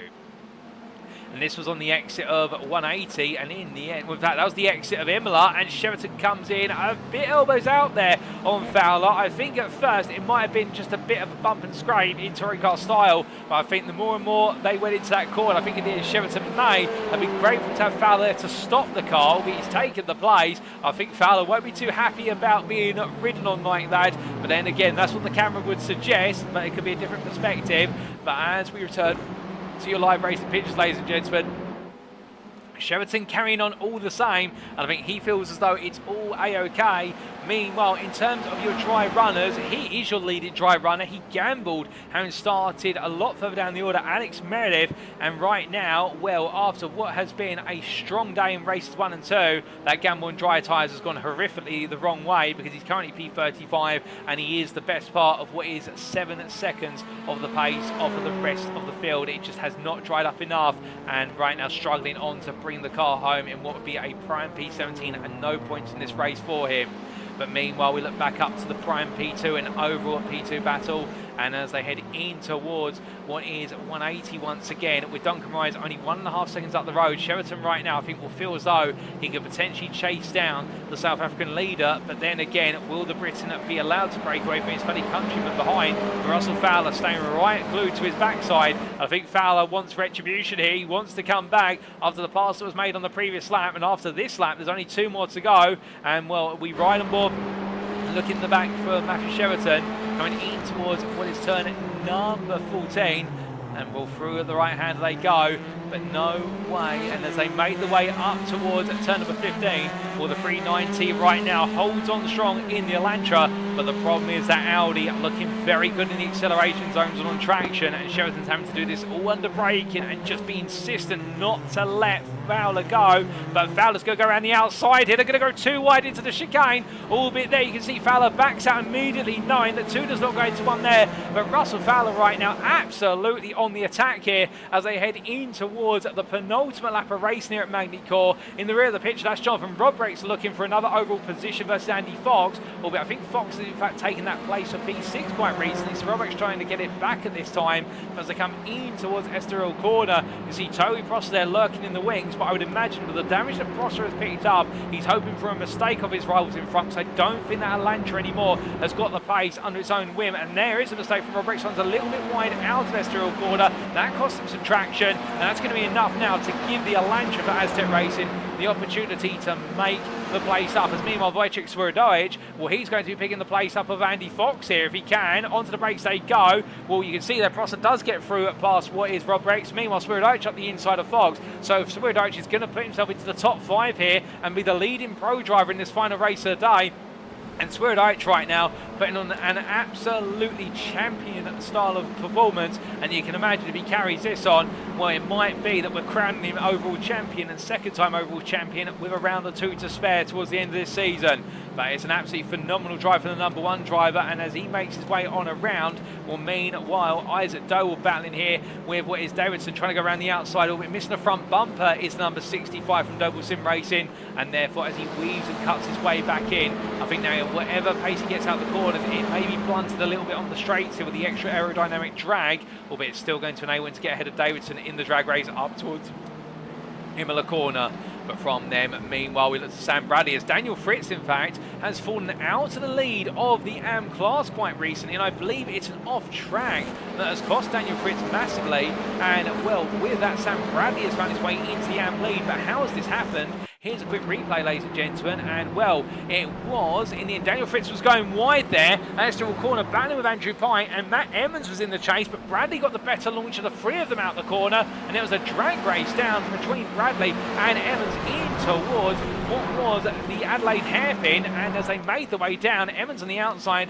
Meanwhile, it was Bradley on the inside, and Bradley in the end getting it parked up with Pike in the middle of the road, causing a bit of an obstruction there for Emmons to carry all the speed. And Bradley, we got the run out the corner initially, but it wasn't over them. And as they made their way up towards what was the Nürburgring chicane, is this where the battle ended? Given the fact we are onto the last lap in terms of live view, but Bradley, that's where he made the move count, and a brilliant bit of opportunistic overtaking from Sam Bradley to take the AM lead. But we're now onto the final lap, and as we do, Sam Bradley now trying to pick his way past Harley Bicknell, and well, Bicknell right now, the Pro-Am driver in P23, is I think frustrating Bradley a little bit in the fact as he goes deep. Bradley will be given an opportunity to get on through. Emmons is going to try and siphon his way through as well. Daniel Fritz, meanwhile, 9 tenths behind and not close enough to be involved in this fight. So Emmons and Bradley, it looks like it's a two-way fight for the AM victory in this final race today, and that will make it 3 different AM winners in 3 races here in France. But as they make the way on down towards Adelaide corner, we'll keep an eye on this for the time being. We've also got more fighting happening further up the order, which we'll get to shortly. Will Emmons gamble on it here under braking? No, he won't. Meanwhile, we then cut back up to the front of the field, and this is Duncan Rise right now, who is running away from Matthew Sheraton, albeit I say running away, 1.1 seconds doesn't sound like much, but to him that's going to feel like sprint distance as Russell Fowler up the inside into the chicane. They go too wide, and Fowler this time trying to come back versus Sheraton as they do get their elbows out. Sheraton's going to find that Fowler's now there, going all in on the brakes, doing exactly what was done to him a few laps ago. Neither one wants to back out here. They're literally throwing everything, including the kitchen sink, at each other at this point as they come down in towards the braking zone at full icy hairpin. Meanwhile, we look to this man who's led a controlled race from start to finish, no doubt about it, and as he makes his way on through what is the last couple of corners, Duncan Reyes is going to take the overall and prime win here today in race 3 with Matthew Sheraton at P2 just behind as they cross the line, and Russell Fowler P3. It will be an all overall prime podium. Sam Reynolds P4 ahead of Wojciech Swirydowicz, your leading pro driver P5, Andy Fox P6, Toby Prosser P7. John Roberts P8 ahead of Mikey Doe and Benjamin McCluskey. We've still got more drivers to come on through, but what about this AM lead battle as they come down? With Bradley still ahead of Emmons for now, but as they make those score, Bradley goes deep. He goes deep into the hairpin. Now can Emmons get alongside into chicane? They're going to go too wide. This is bold. There's contact between us and drag race to line. Who gets it? I think that's Matt Emmons by literally a sliver. Matt Emmons steals away the AM win after a late mistake from Sam Bradley into the Complexe du Lycée, and Bradley is going to be kicking himself after that. That's P23 to Matt Emmons, at least in our timing tower, with Sam Bradley missing out in the end by literally half a tenth at the finish line. Goodness me. And third place in the end in the AM class goes to Daniel Fritz, who makes it a run of podiums here today. Will be frustrated into his stakes. I think he would have liked another win, but still you can't have it all. But that makes it the end of the race, ladies and gentlemen, as our last finisher. He stuck with those dry tyres all the way to the finish, and credit to him, but it wasn't the right call. But you can't blame him for sticking with it. Alex Meredith takes P35 on a set of dry tyres that definitely would like to put in some thermal jackets once again, and he's your last lead lap finisher. But as our drivers make the way on their cool-down lap, Duncan Rise having a fantastic drive all the way to the checker flag, and well, the Goldwyn Motorsport driver in the end just managing it lap after lap. And well, to be fair to him, as well as putting in the performance, Matthew Sheraton and Russell Fowler's battle for P2 in the end took centre stage in terms of that top 3, and it was Sheraton who came out on top, albeit I think the two of them may be seeing a little bit of elbows out and red to each other right now, but I'm sure they'll clear it up in the post-race briefing room between them. But it was a fantastic fight, and Wojciech Swirydowicz, meanwhile, your leading pro driver in this final race, P5, Having started P16, well, what a drive from the Semper Racing driver, with Jonathan Roberts then taking the top 10 with P8, the Valkyrie Excite driver finding some good fortune at the end of the day, and Mikey Doble coming from P23 to finish P9 in a very hard-fought drive, and well, the number 88 driver showing that you can never count him out. But as they all make their way into the pit lane, I can definitely get the feeling that a lot of drivers, as much as you guys and girls at home have enjoyed the wet racing here today, they've enjoyed it out there. It's providing a hugely different element, and what an element at the end. Matt Emmons literally sneaking in that win, albeit with Sam Bradley making a mistake, and the two of them to go too wide through the chicane at the finish line. Well, it goes to show the respect they have for each other, and of course the good grace of racing. But what a battle between them, and Daniel Fritz in the end at P3 in the AM class. But as we look to the scenic view, let's take a look at those race results subject to any steward's inquiries, and here they are. And as we can see, for our final race of the day in round 6 of season 7 at the NXTCC, Duncan Moraes taking the win overall and in Pro-Am, and becoming another pro to add their name to the list of overall winners for Goldwing Motorsport. 2 seconds behind him was the battle between Matthew Shelton and Russell Fowler, with the Aztec Racing driver coming out to the top in P2, ahead of the Performance Link Esports driver at the finish, but credit to them both for an absolutely sensational battle for second place. Sam Van Ol's P4 for Goldwing Motorsport, in the end fending off Wojciech Swirydowicz at the line, who took P5, and behind the Semper Racing driver Andy Fox P6 for Goldwing Motorsport, and Toby Prosser a further 3 tenths behind, in fact 2 tenths behind at P7 in a wounded Aztec race in Elantra. Jonathan Roberts P8 there for Valkyrie Excite, ending his day on a high. Mikey Doble doing the same, P9 for Double Sim Racing, and Benjamin McCluskey P10, a very heavy car for Next Gen Pink, but still finding a way to creep into the top 10 and get some good points for the team. Gavin Garner, P11, best of the rest there for Next Gen Pink, supporting his teammate, head of Pedro Diaz for Ignium Motorsport, who started off strong in this race, but again, much like in race number 1, it didn't go quite the right way in the second half of the race, but still more to come from the Portuguese, as the Briton of Isaac Doble P13 there for Double Sim Racing, ahead of the Sim Racing Collective's Tom Davidson, who found himself in the thick of the fighting, but going the wrong way in doing so, and Joe Doble completing a top 15 for Double Sim Racing. Alan McCain was P16 in the conclusion, ahead of Lee Horn, with your top 20 being rounded out by Adam Delwant, Nick Clemens and James Smadsgow, with the Aztec Racing driver finishing at the best part of a second clear of Andrew Pike, who in the end, an unfortunate early incident cost him dear, but recovering well to P21, but no points to take home from this race. Matt Emmons P22, your AM winner, and he'll be absolutely jubilant with that, but I think, once again, ladies and gentlemen, with Sam Bradley having to cut the chicane after what was their battle side-by-side into the chicane, it does mean that Sam Bradley has received a post-race time penalty because he's not been able to clear a slowdown, and that's why you don't see him listed P23, and it means that Harley Bicknell and most of the field has been promoted ahead of Sam Bradley, and that is a heartbreaking end. But still, Emmons taking the AM victory there for Rhino Motorsport, head of Harley Bicknell, with Mark Sykes and Daniel Fritz round off your top 25. The Whiskey Runners Racing driver being your runner-up in the AM class after post-race penalties are applied. Ian has P26 head of Luke Jones, and Craig Tillerson in the end makes it a double Rhino Motorsport podium with P3 in the class, P28 overall.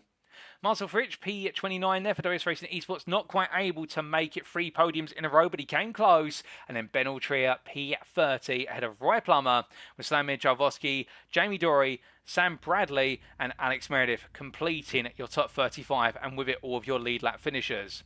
Matthew Addy, 2 laps down in the MP36, but still classified as a finisher, and congrats to him to getting it to the line. And then Mitchell West making it to the end as well, 6 laps down, but completing half the race distance. And then Josh Brown for Next Gen Red being our sole retiree, I do believe. Well, in fact, we had 2 other additional retirees, and on top of that, Sam Smith and Valentin Umblair, the Valkyrie Excite driver, who would have started P2, but a technical issue prevented him from starting the race, and therefore, in the end, bad luck has assailed the Frenchman in his home country, and what misfortune follows him into Alton Park. We hope it's none at all, because he really has had the run of bad luck since the resumption of the season. But 40 starters, and in the end, a grand total of what is, as I correct myself, in fact, 36 finishers, as West will be classified as a non-finisher, as he only completed what was 5 laps in the end. And, well, out of our 36 finishers, 35 of them on the lead lap. That brings to a close, however, ladies and gentlemen, all of our racing here today at the Circuit de Nevers Magny-Cours, and what a day of racing it has been. With wet weather mixing things up, particularly in races 2 and 3, where it just goes to show you, with new weather on the horizon, the NXTCC continues to go from strength to strength, and the racing has been all the closer and better for it. But of course, that's the end of the story in terms of the racing we've seen on circuit today, but the story's not over in terms of the stories from our drivers, and very shortly we'll be stepping away for our post-round interview build-up. We'll be hearing from 3 of our volunteer drivers. But until we come back for those interviews in approximately 10 to 15 minutes time, do let us know what has been your favourite moment of the racing this week in your respective chat, and of course do remember to subscribe to the respective channel you're tuning on to stay up to date with the latest broadcasts on a weekly basis. But until then, ladies and gentlemen, a further word from our title sponsor, Doble Motorcycles, and we'll be back for our post-race interviews in approximately what will be 10 to 12 minutes time. We'll see you very shortly. If you are looking to buy your next two-wheeled machine or ATV, why not consider Doble Motorcycles? Home to an expansive full range of Honda motorcycles, scooters, off-road bikes and ATVs, Doble Motorcycles is the UK's leading Honda motorcycle dealer. However, do not just take our word for it. Having won numerous awards over the years, including 3 Motorcycle News Dealer of the Year awards, and being nominated for many more, including Honda Dealer of the Year 4 times, the Doble family-run business prides itself on customer service, and it shows. Add to this the family's rich racing history through 3 generations, as currently embodied by Mikey Doble Racing, with Mikey chasing glory in the BTCC, and you can be certain that you will receive excellent customer service from lights out to checkered flag. So if you'd like to know more, check out their website today at doble.co.uk. Speaking of Mikey Doble Racing, if you'd like to support Mikey as he pushes it to the limit out on track, you can do so by following the Mikey Doble Racing Facebook page as seen on screen. Additionally, if you want to represent the 88 Army at a BTCC weekend, Mikey Doble Racing has some fantastic merchandise available just for you, as may be found either via the Mikey Doble Racing Facebook page, or alternatively in the Doble Motorcycle store at dobledirect.co.uk. Don't miss out on being a part of the 88 Army today.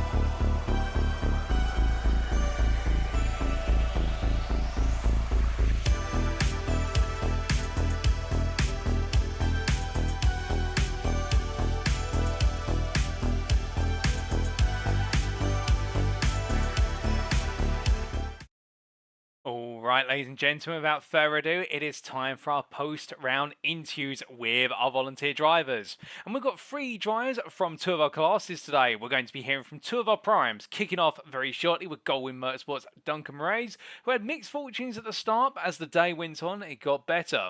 And then sandwiching our pro-ams, we'll have the pro classes Andrew Pike to tell us the story of his day at Magny-Cours, which was a mixture of results, including a difficult race 3, but a very strong race 2. And then lastly, we'll be hearing from the prime driver Toby Prosser. A bit of a revelation today with that winning race number 2, and also hard-fought battle in races 1 and 3 in the prime class. And he definitely has shown how strong he can be in these wet conditions, and we'll see if we can find out some of his secrets. But without further ado, it is time for our first interviewee, and joining me in the interview room is none other than Goldwyn Motorsports' Duncan Moraes. Duncan, good evening to you, and what a day it's been today. A day of mixed fortunes, you could say, having started towards the back of the field, but finding yourself at the very front of the field come the end of it. I mean, a wet and miserable Magny-Cours, but you haven't left miserable, hopefully. No, definitely not. One of the funnest NXTGEN events I've ever had. I did a Gabriele Bortoletti. I started last in race 1, and I said to the guys, imagine I pull off a win in race 3. And it somehow just all worked out. Fantastic. A fantastic achievement, no doubt about it. And well, let's break it down into its component parts, starting off, of course, with the challenging qualifying session. In the end, starting last of the field in what was P40, P45 effectively, and not going anywhere in qualifying. What happened? Well, I had a penalty for qualifying. I had a race pen, so I had to start at the back. And yeah, I was just, with the rain, we didn't know if it was going to rain or not rain. So I just took it very easy. I picked my battles, just being sensible. I let some guys go by that were a little bit rough, that I thought, you know what, it's not worth it. And then they'd catch the cars in front and crash out, and then I'd pass them anyway. So it just all worked out. It dropped great. I think I finished 30th in race 1. And then race 2 we started 30th, and it was wet, so I got a fantastic launch and a start. I think I passed like 10 cars on the start, which got me to P15 or 14 for race 2, and which ended up being P3 on the reverse grid. So it worked out great. It was a fantastic event. Oh, 100% about it. And thank you for the reminder with regards to that penalty which prevented you from taking part in qualifying, something we overlooked. And of course, race number 1 being an all-drive race. I mean, this Magny-Cours circuit, it's a mixture of classic French corners and also corners from other circuits around there. Is it a circuit that you personally enjoy, or is it one of those perhaps where some argue it borrows too much from other tracks?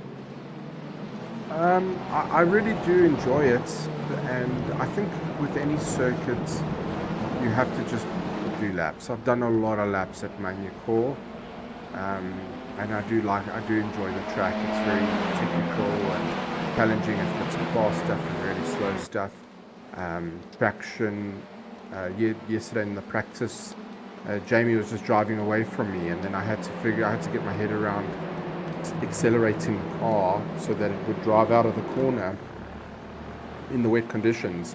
And just once I worked that out, then the pace is there. And the NXTGEN League, all the drivers are amazing. If you look at qualifying, you can get in the dry 30 cars in 1 second, so it's uber competitive. In the practice before the race, Wojciech was behind me, and he would gain 3/10 2 or 3 corners, and then I'd hold the gap, and then he'd gain the 3/10 again when he goes through those next set of corners. So he's got a little edge, but it's a very small edge, if you know what I mean. So the racing's fantastic. It's a great. It's a phenomenal racing out there, and well, as it came into the wet conditions, I mean, of course, very new on the scene at this rain, and arriving for races 2 and 3. How have you felt with the rain? I mean, how much practice did you have beforehand to get used to the conditions? I just did the practice yesterday. I haven't had much time to do practice with life. I work like everyone else. We have to live and do things, so I can't spend all my time here. So I only did the practice last night, and I did a race at the Nürburgring with Alex. I think Alex Meredith was in there with me, but we both crashed out after 3 corners. So, it wasn't much practice. But, the sim is so good. When you see the tarmac, you can see where the dry spots are, the puddles, the car aquaplanes. You can feel the steering go light on the puddles. Grip, there's a corner, I can't remember what turn it is, where we come out of. If you hold it tight on the inside, there's a lot of grip there on acceleration. So, it just feels natural. It feels real, if you know what I mean. Oh, 100%, and we could see you enjoying yourself out there. And let's talk a little bit more then about race number 2 specifically, the fact moving from P30 all the way up to P16 at the finish and going to P9 in the Pram class. I mean, you were flying out there, whereas many had decided to gamble going on the dries around you potentially. You'd stuck with the wet, it was the right call, but even when you faced other wet runners, it just looked as though it was coming naturally to yourself. Yeah, to be honest with you, the race 2 was we didn't know what to do, because the weather radar said it was 0% chance of rain, and it was mildly moist. But I have to thank my teammates. Andy Fox picked up that it was going to be a wet. We would need the wet tires. There was no way we would get away with the dry tires. And he made the right call. We followed him, and it was definitely the right call. And that was the real magic behind this event, is because we weren't sure with the conditions what tires to run, how wet is the track. Because when you're sitting in the spectator side of things and you're just looking out, it doesn't look too bad. Do you know what I mean? But only when cars are running on the track and you see the spray and see how wet it is. But Andy was able to pick it up, and that was a good call. Well, a good call from your teammate Andy Fox, no doubt about it. And then some great calls from yourself in the 3rd race, of course. Like you say, the top 18 reverse grid mean you'd start P3, and in the early stages we saw you really take the fight to Russell Fowler, who seemed to dig in time and time again, but eventually you found your way past, and from that point onwards it looked as though you just had enough to keep away from Fowler, who started battling more and more with Matthew Cheverton. Yeah, I made a mistake on lap 2, which allowed him to get past me, going down into the bus stop, I call it, the bottom right-hander before the chicane. I locked up and I just couldn't make the corner, and Russell was able to sneak on by, and I let him go. So I decided to follow him, and he kept on braking late and hard for the hairpin, and I'd get on the inside, but I just couldn't get the traction. He had already turned his car and got the traction and the acceleration out, but he was obviously running right at the edge. And I think with the track in a state of wet and dry, he may have overheated the front tires and lost a little bit of traction, because he pulled away from me when he got past a little bit, and then he started to come back towards me. And the only thing I tried to do was just stay consistent. Just stay consistent with the acceleration, try not wheel spin, try not to overheat the tires, just try and do the best job I could. And when I got past him, it was out of the hairpin, the acceleration zone there. I managed to get a good drive, and he just ended up wheel spinning. Couldn't go fast. It was great. Oh, it did. We absolutely love to see it in terms of the spectacle that you two put on. And well, I can only imagine how excited it was for yourself inside the cockpit of that Audi. And as the race came to a close, we saw the conditions not really improving out there, and it just looked as though it continued to be as wet as the race started. But I get the feeling by that point in time, you were turning your attention more and more to just don't make a mistake, because that checker flag is just around the corner. Yeah. And I'm really, in the dry, I really make mistakes a lot often. So I don't know why it is. I think the concentration level just went up a notch, and I really tried really hard for the last 3 or 4 laps to make sure that I got it over the line. And when Russell and Matthew started battling, I was like, oh, thank you. It it was a breath of fresh air because I dropped them 4/10, half a second coming out of the hairpin when they went side by side, and then I knew then I was going to be safe. There wouldn't be a threat. Well, you were safe from threats at the end with the two main Pro-Am drivers behind you battling hard, and you brought home the win at the end of the day in race 3 of 3. So whilst it might have started off rough, in the end you made it all the way through to the front of the field. And I do have to ask Duncan, I mean, a phenomenal day at Magny-Cours. We might have more wet weather on the way going into the next 4 rounds. You never know what could come. Could this be a second half of the season where you're going to be the Pro-Am to beat? I hope so. I hope that's the case. I said to Jamie, we'll make all the races wet. It would be fantastic. That was good fun. I enjoyed that a lot. It was great. Oh, brilliant. And in terms of our next venue, we head to Alton Park in a week's time for the classic island layout. I mean, we couldn't have a touring car season without it. How are you feeling for Alton Park? Love the place. Loved racing there. It's just as challenging as Magny-Cours. Great track. Great memories of watching the British touring cars there from the 90s. Probably giving away my age. So really looking forward to it, yes. Oh, that's absolutely fair. And just for clarity, ladies and gentlemen, Duncan's not a day over 18, I can assure you there. He's been watching the old BTCC tapes. Joking aside, though, Duncan, I mean, it's always great to have you joining me in the interview room. I mean, it wouldn't be the NXTCC without yourself and the Goldwing Motorsport team on the grid. But just before we do let you go, is there anyone you'd like to give a shout out or a special mention to? I would like to, obviously, to my teammates Andy and Sam, thank you, and Dan Downing, who became a dad, who's the reason why he's not with us. You know, just thanks to the team and all the practice that they do, and the help and stuff like that. It's really great.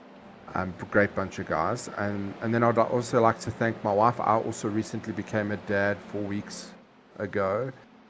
So to my wife and Sanele, thank you, Hillary and Sanele, thank you very much for supporting me and allowing me to race.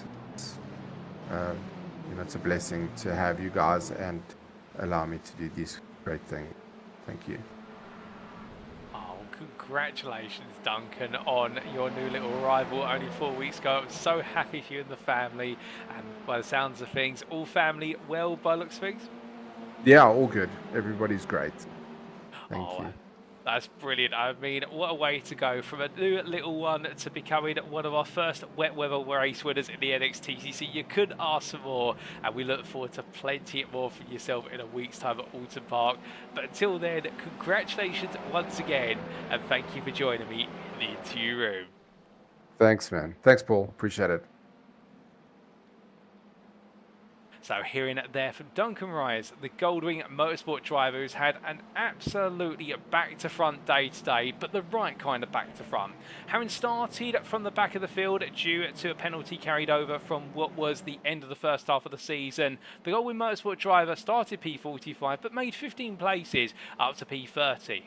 And then in race number 2, when the rain came, he halved the deficit to the front of the field and moved to P16 overall and P9 in the Pro-Am class. Talking there about enjoying the change of the conditions and the fact the call for the wet tyres being made by his teammate Andy Fox, and very grateful to the advice of the Goldwing Motorsport team to go with the wet tyre rather than the dry.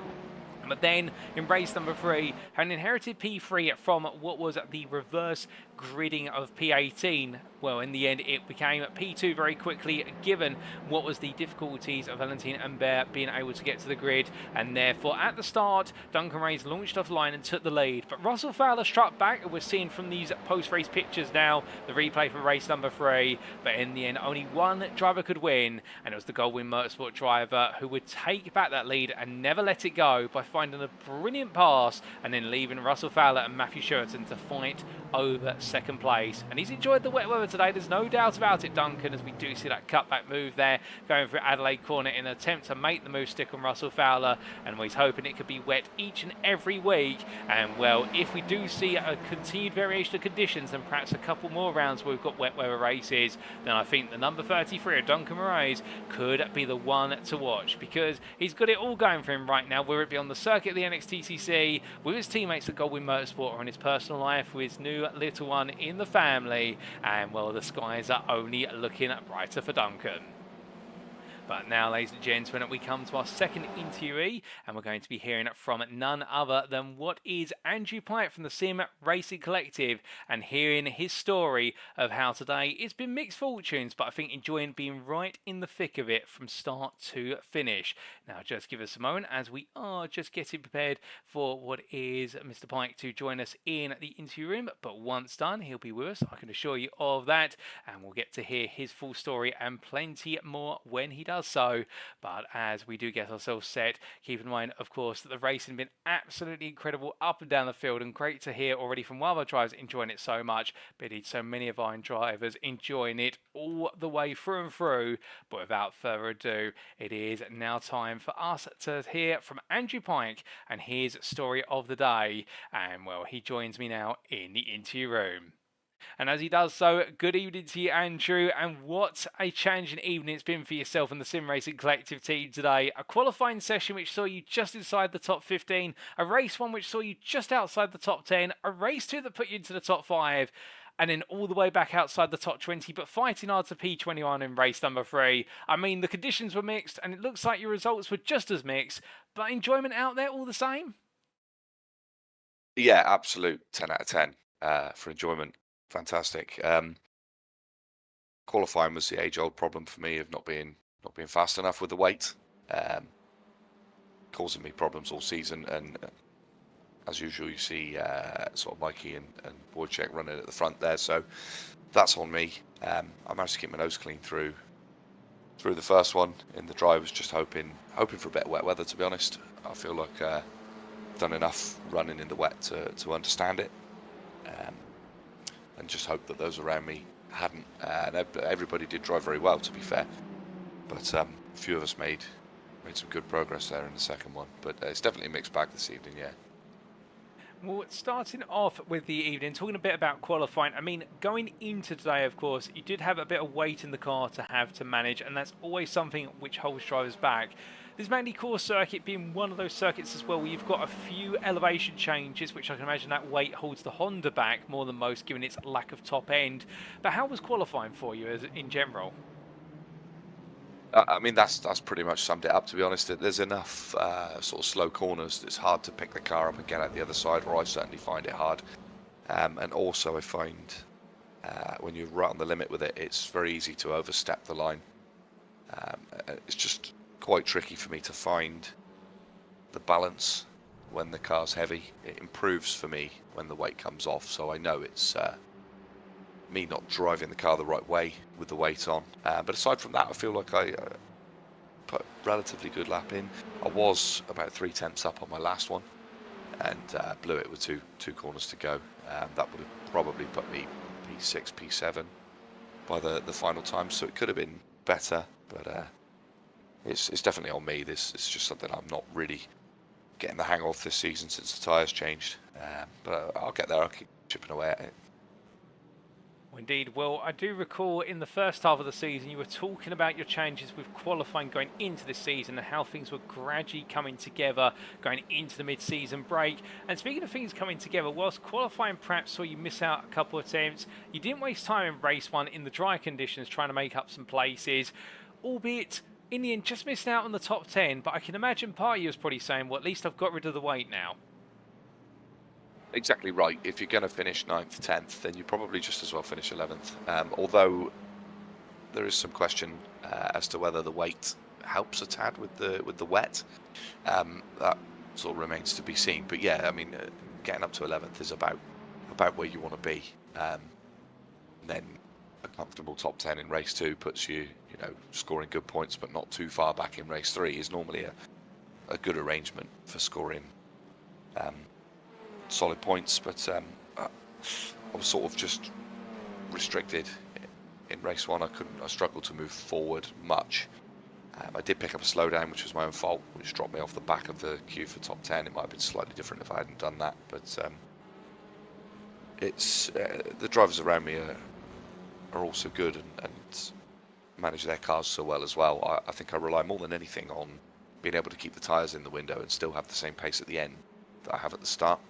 But often it's it's too late, then you've lost too much track position. So it's hard to know whether to push a bit harder maybe early on.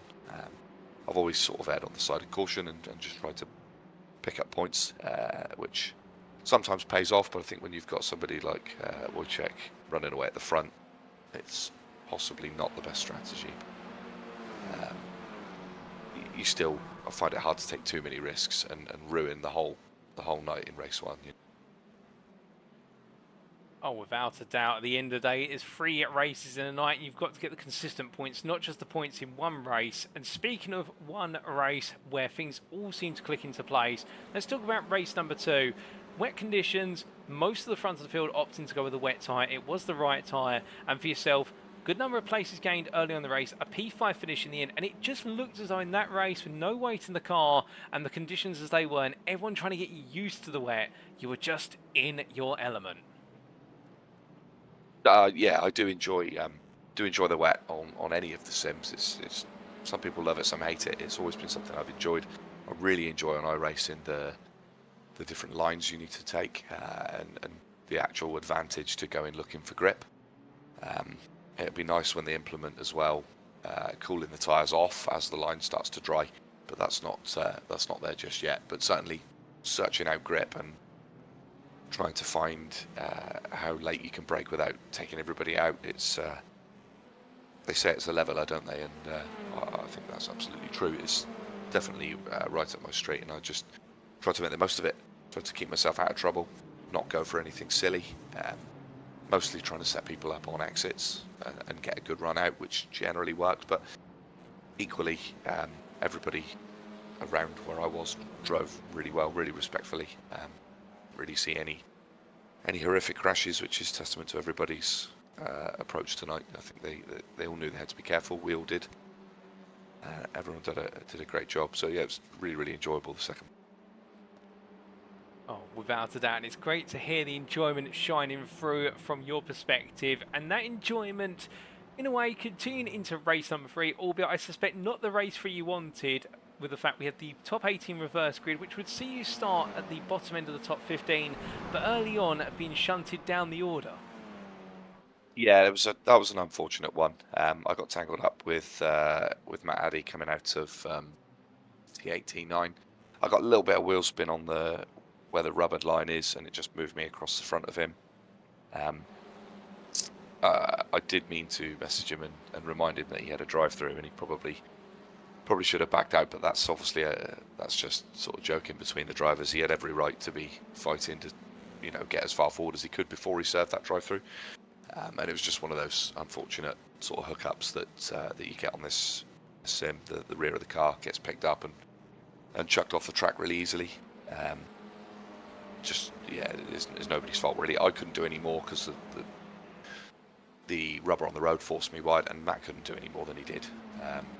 He held his line, he didn't change. From there, I had a bit of damage as well. The suspension was bent, so the steering was off, but I knew that again with the wet, probably get away with that, so I stayed out. Just tried to pick my way through. Tried not to take out the 2 AM leaders that were fighting, Emmons and Bradley. We're having a proper ding-dong.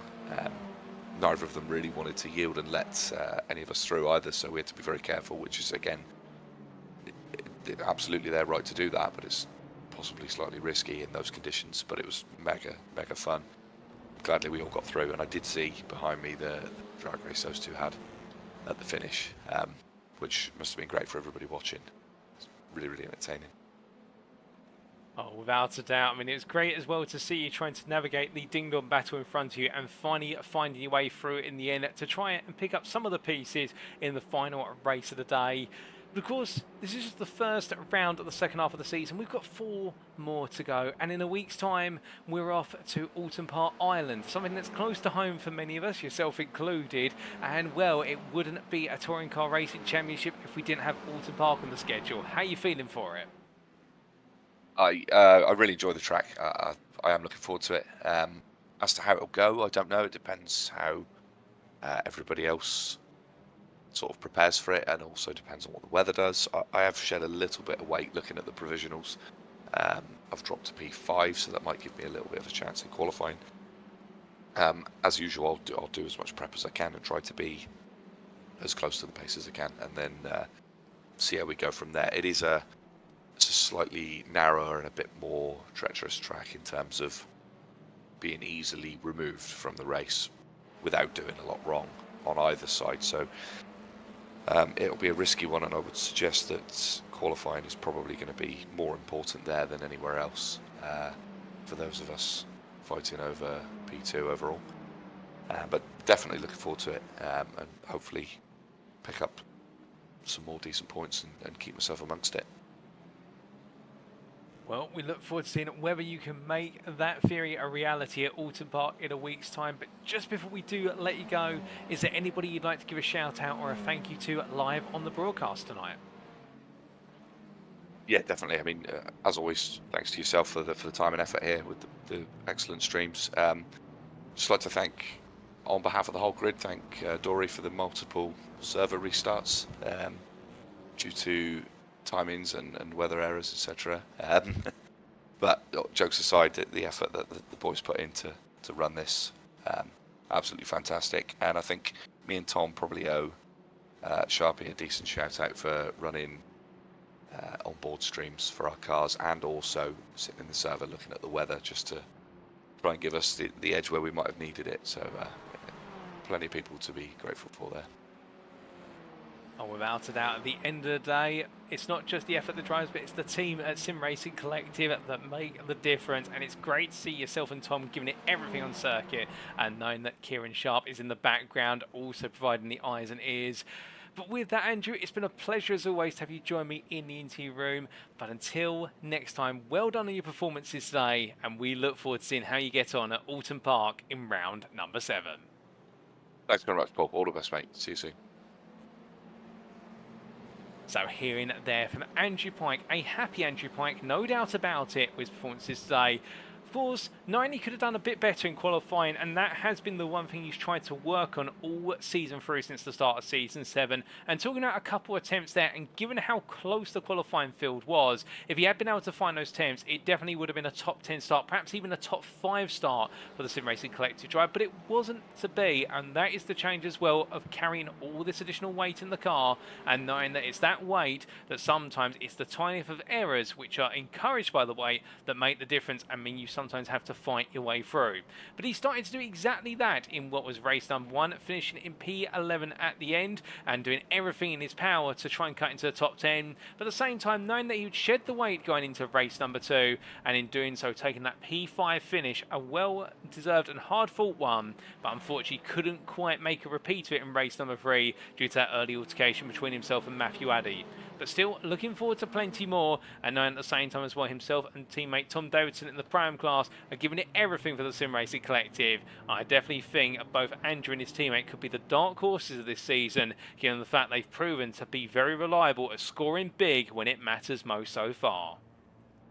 But now, ladies and gentlemen, we come on to our final interview of the day, and without further ado, it is going to be very shortly my pleasure to have joining me in the interview room none other than Toby Prosser, and we'll get to hear the story of the man who found himself today really proving to be perhaps the maestro of the wet conditions in the Pro-Am class. But as he gets ready to join me in the interview room, well, we'll be hearing all about his story and plenty more as we do a quick check to make sure all the audio is working as expected, given we have had some challenges over the course of today.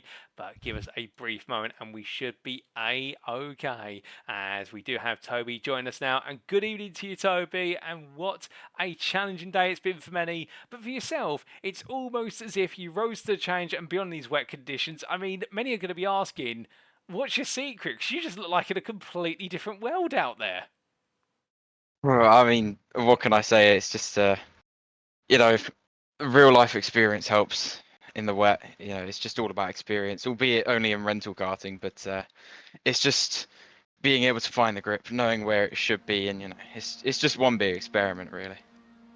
Oh, without a doubt. I mean, when you put it like that, it sounds so straightforward, but I'm sure it's even more than that. And let's dissect your day down, because it started off in a bit of a challenging fashion. P22 overall in qualifying, P9 in class. I mean, I say it's challenging, but when the best part of 15 to 20 cars are separated by a couple of attempts in qualifying, it could go either way. How was qualifying for you? To be honest, it was tricky. I didn't really get along with this track in the dry. And, you know, when obviously a field's separated by a matter of tenths, you know, in such a competitive series like this, it's really, really difficult to find those positions. It was just sort of chipping away at it as the qualifying session goes on, just trying to find a tenth here, a tenth there, maybe going over the limit a little bit. But after this new tyre model update especially, it's we've seen it more at other tracks than tonight, but it comes into strategy as well in qualifying. You know, some people pit halfway through. Tonight I didn't, and it seemed to work all right. But you know, the tyre fall off, it just makes qualifying strategy so much more important. And I do have to ask, given how dark it was coming over the circuit during qualifying, was there any moment where yourself or perhaps your teammates at Aztec Race were thinking we might need to get these laps in sooner rather than later, just in case any rain falls?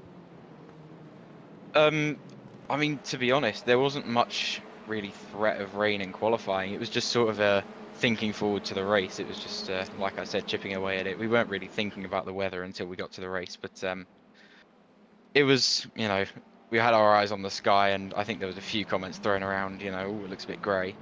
But, you know, looking out over the horizon, you can just see grey clouds. It was a bit menacing, you know.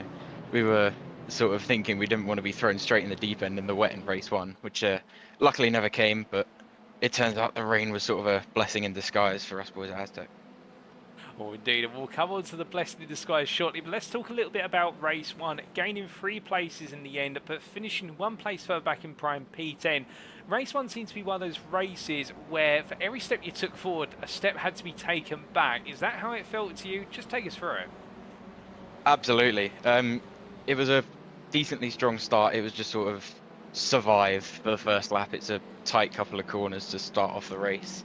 There was sort of cars strewn about in the gravel, so I was being careful of that, and then it was just chipping away at it, gaining a position every now and then it was just sort of silly mistakes that, you know, I'm kicking myself for now, but it was just off tracks. I got a slow down at one point in the hairpin, which threw me back another couple of places, but the pace was all right. It was just silly mistakes, like I said, that just sort of brought us back through the field. You know, brought me off the back of the pack that I was behind. But it's not the end of the world, since obviously my teammate Matt gained a position out of it. So we keep some team points. So there's worse scenarios to have been in, but you know, it's not ideal. Well, race number 1 might not have been ideal, but I think we can say justly race number 2 was more than ideal. It was practically perfect. A P4 finish overall, a winning class, and all the way through. I mean, you were unstoppable in race number 2. If they defended on the inside, you just went, oh, I'll go around the outside in the wet, and vice versa. I mean, I get the feeling the Scrutineers will take a look over that Elantra just to make sure, although I'm not saying you've done anything with it. But race number 2, it was just completely different. Just take us through that from your perspective, because you're in full control. I mean, to be honest, I took myself by surprise. I sort of had a pretty respectable race start. And then, like I said earlier, it was just look for the grip, and that's the beauty of wet racing. It's just one big experiment. You know, the dynamics are so different from racing in the dry. You can make it work in either side of the track, and it sometimes works to your advantage. Really, you know, it's just it's almost a gamble in the wet. You know, it could go horribly wrong if you're maybe a foot in the wrong direction, but you know, it's just so rewarding in the wet, and it just sort of worked for us in the Elantra. I think me and Matt both sort of agreed that it was pretty good, which I promise you, Jamie Dory, if you're listening, there was nothing wrong with that Elantra. You don't have to go looking, don't you worry. But you know, it was about as good as I could have asked for. You know, Alex Meredith, he put on a really, really good defense. I was thinking to myself, it's going to be tough to get past him. He's one of the quickest drivers on the grid, and you know, he was just incredibly quick. It was a real challenge to get past him, but we got there in the end, and I think the pros battling behind me sort of gave me a helping hand there inadvertently. Well, like you say, a hard-fought battle in between yourself and Alex, but you found your way through to take victory. And then going on to race number 3, I mean, of course, with a top 18 reverse grid, it would mean that you would start, if my memory serves me correctly, P15. but plenty of work to do out there, and you set about doing it, albeit some challenges along the way, including a bit of a nasty bump to the rear of Daniel Fritz's and Veloster. But race number 3 was more of the same still, making your way through, and a P7 finish overall in the end, P6 in class, not too bad? Well, it was kind of frustrating, to be honest, because at one point I held the fastest lap, and it was frustrating knowing that the pace was there in the car, and you know, if I had not made as many mistakes as I had made, for example, Daniel Fritz, you know, running into the back of him, it might have been a different story. But you know, it's hindsight's a beautiful thing. You can't really go about blaming yourself for things that happen in the moment. It's just you know, it's racing. It's never going to go exactly your way. I think I had all of my luck in race 2, to be honest, and I wouldn't have it any other way. Oh, without a doubt. I mean, at the end of the day, you've definitely shown, I mean, in the dry in the first half of the season, you're never afraid to mix it up with your rivals. And these wet conditions, you've just shown to everyone that you're even more potent and willing to go all in. And a great set of results today, 3 top 10 finishes with a win included in there. I mean, now going into second half of the season with 4 rounds remaining, I get the feeling you're going to be wishing or doing the rain dance every time. Well, I think that's going to be the 3 of us, to be honest, at Aztec Racing. We all really, really love the rain, and you know, it just makes the racing so much better. Even if we don't come away with wins, top 5s, top 10s, it's a completely different ball game. It's, you know, the racing changes so much that I'd take the rain even if I hadn't won. It's completely different. The dynamics change. It's an absolute 180 from driving in the dry, which is why it's so good. Well, it's like you say, it's so good racing in the rain. I mean, it's a spectacle for us as the viewers, and the fact that you're enjoying it out there with your teammates as well, it's absolutely great to hear. And we head to Alton Park in a week's time. How are you feeling for one of the classic touring car racing circuits? I mean, obviously it's a very narrow track. It's a favourite of mine just because it's such a good track to drive. But if you stick 40 odd touring cars on that track, it could get interesting down at turn 1. It could be interesting later on in the lap as it narrows up. But I think it will throw out some good racing. I think it will throw out a few wild cards. You know, we might see a few people out of position. So, I mean, championship implications could be massive for it. But we'll have to think about that in a week's time.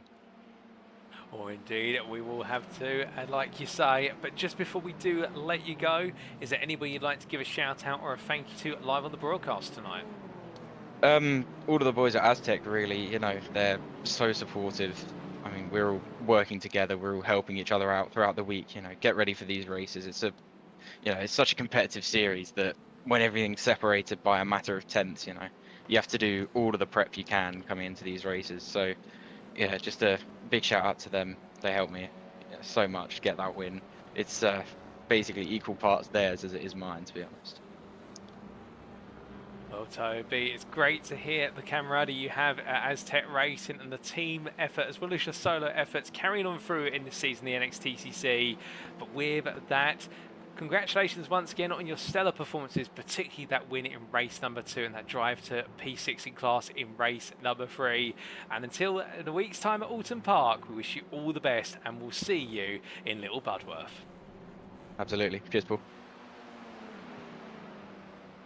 So hearing it there from Toby Prosser, our prime driver, who really, much like his teammates, felt to be the maestro in the wet when it comes to prime drivers. And talking about the changing fortunes there with the fact that qualifying, feeling as though there was a bit more out there from that P22 starting position, perhaps could have qualified a bit higher, but still you have to take what you get. And going into race number 1, a race that was all about as many steps forward as it was as many steps back.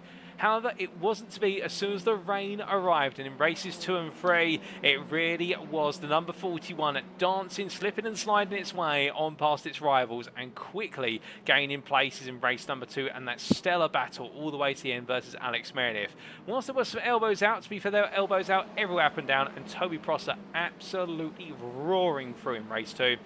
Race 3, a similar approach, and commenting on the frustration line, he was one of the fastest drivers out there in the race, but unfortunately the pace of the drivers in front of him keeping him at bay, and with that shunt to the rear of Daniel Fritz's car, costing him the pace in the car as we saw the damage picked up, and then really having to battle for every place even more so. But again, this could be a sign of a change of tide in the Pro-Am class, in the fact that Toby Prosser and his teammates at Aztec Racing are all now feeling confident in these wet conditions and enjoying them, and should this pace and momentum continue, and should the weather go their way in the remaining 4 rounds, we could truly see what is their drivers in the Pro-Am class start to ascend into that top 10, if not be challenging for the top 5 and higher. And in the Teams Championship, could we suddenly see a late roar up the scoreboards from Aztec Racing? Well, I'm definitely keeping my eyes out for it, and so should you guys and girls at home, because Aztec Racing right now definitely seem to have found their stride as of Magny-Cours. But with that, ladies and gentlemen, that concludes our interviews for today. And congratulations to all 3 of our interviews, and thank you to them all for joining me in the interview room. They were, once again, the Pro-Am class driver in the 33 for Goldwyn Motorsport, Duncan Moraes. Then we had the Pro class driver from the Sim Racing Collective in the 57 of Andrew Pike. And last but not least, we just heard from Toby Prosser for Aztec Racing in the Pro-Am class in the number 41. And thank you to all of them for their brilliant racing, for their company, and a huge, huge thank you to all of our drivers for their brilliant performances over the course of the day, whether they were interviewed or not. But with that, of course, now we have the big question of how do the provisional standings look after 6 rounds of racing? Well, here we go, ladies and gentlemen. Drum roll, please, because as we account for drop scores in the Drivers' Championships, as we can see, firstly, in the overall Drivers' Championship, after 6 rounds, Wojciech Swirydowicz's lead continues to be extended over Adam Delmont, who was not able to pull off major points today, and indeed was really battling towards the back of the top 15. And with the results going the way they have gone for Swirydowicz, that lead now continues to be extended, and it is the best part of what is there, if my maths is correct, 252 points. But still, we've got rounds to go. Drop scores will have an impact to and from all the way through to the end, and you never know what could happen between now and the season finale. Meanwhile, attention seems to turn more to the battle for P2, and Benjamin McCluskey, meanwhile, now only 6 points off of Adam Delmont and closing fast. Mikey Doble, with the results from today, particularly that performance in race number 1 and also a resurgent performance in race number 3, moves into P4, sneaking ahead of Andrew Pike, who falls 7 points behind him. Lee Horn, meanwhile, moves into P6, 430 points, 5 ahead of Andy Fox, who the leading Pro-Am driver, based on that result from Spa-Francorchamps and also some good results today, means that he sits only 1 point ahead of the pro of Jamie Dory. Ben Ultrier and Gavin Garner complete your top 10, with Ultrier having a frustrating day today, indeed a difficult day for Full Tilt V Motorsport across the board, and therefore relinquishing that Pro-Am overall lead. But Gavin Garner back into the top 10, but only at the best part there, 29 points ahead of Matthew Addy, who would love to also break his way back into the top 10 after falling out of it as of this round.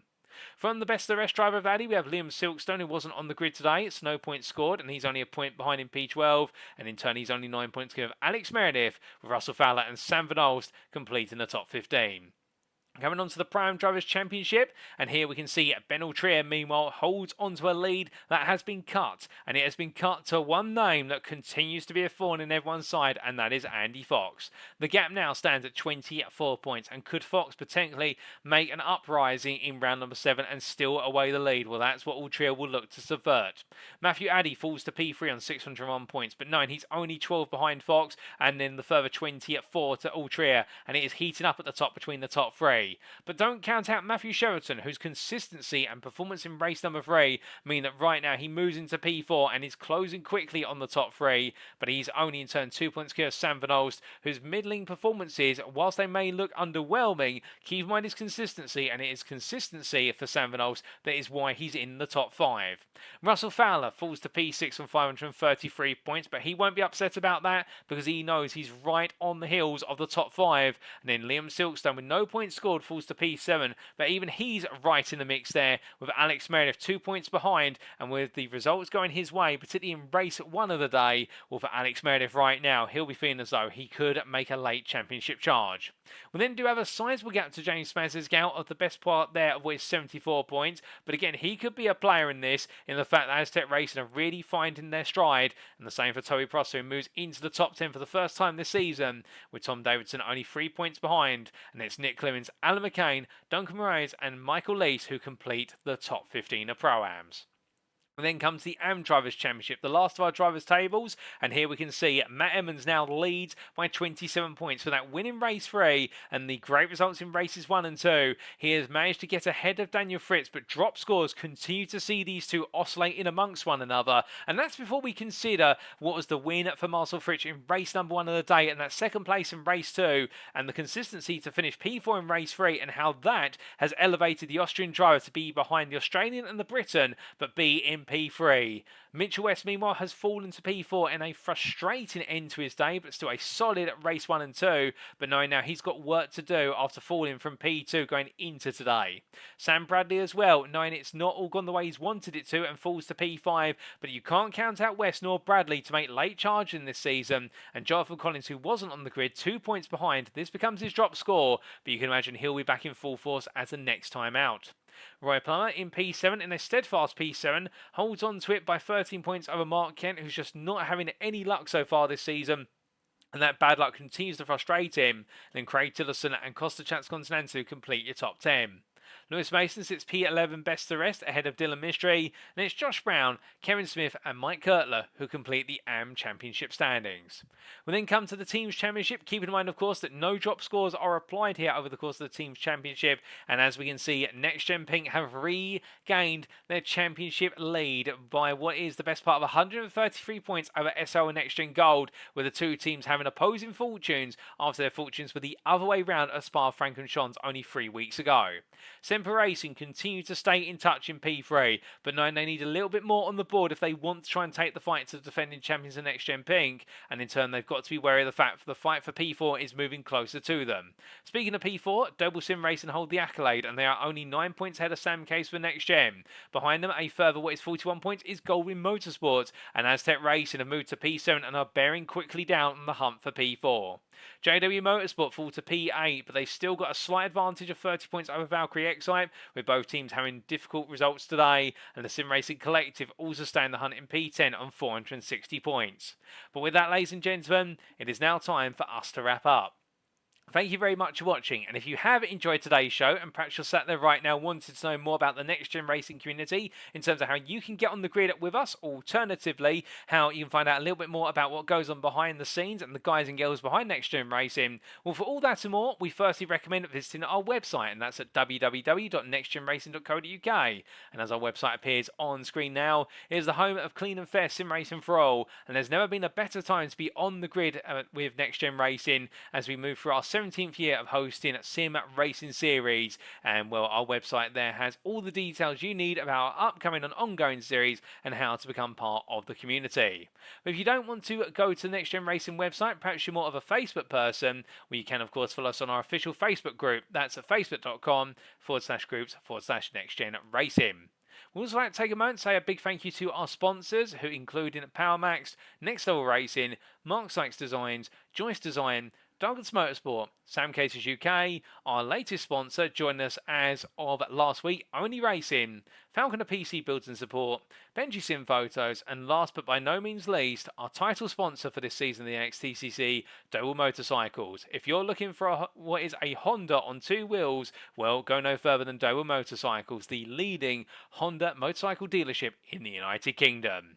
But with that, ladies and gentlemen, attention now turns to round number 7. And as mentioned in our interviews, we head to one of the host houses of touring car racing in the United Kingdom, and that is the Little Budworth Cheshire Circuit of Alton Park. Its island layout will play host on Tuesday the 17th of September, but whether rain comes or whether it's sunshine all day, who will rise above the ranks and come away victorious at the tight and tricky circuit where overtaking is at a premium and qualifying well is going to be key? Well, for how the story continues and all that more, tune in next time on the NXTCC. But until then, we've been NextGen Racing. I've been your host and commentator, Paul TX141 Walsh, also known as Britain a Spit, depending on what media you follow me on. And until next time, remember to stay safe, stay well, stay smiling, but most importantly, remember to stay on track.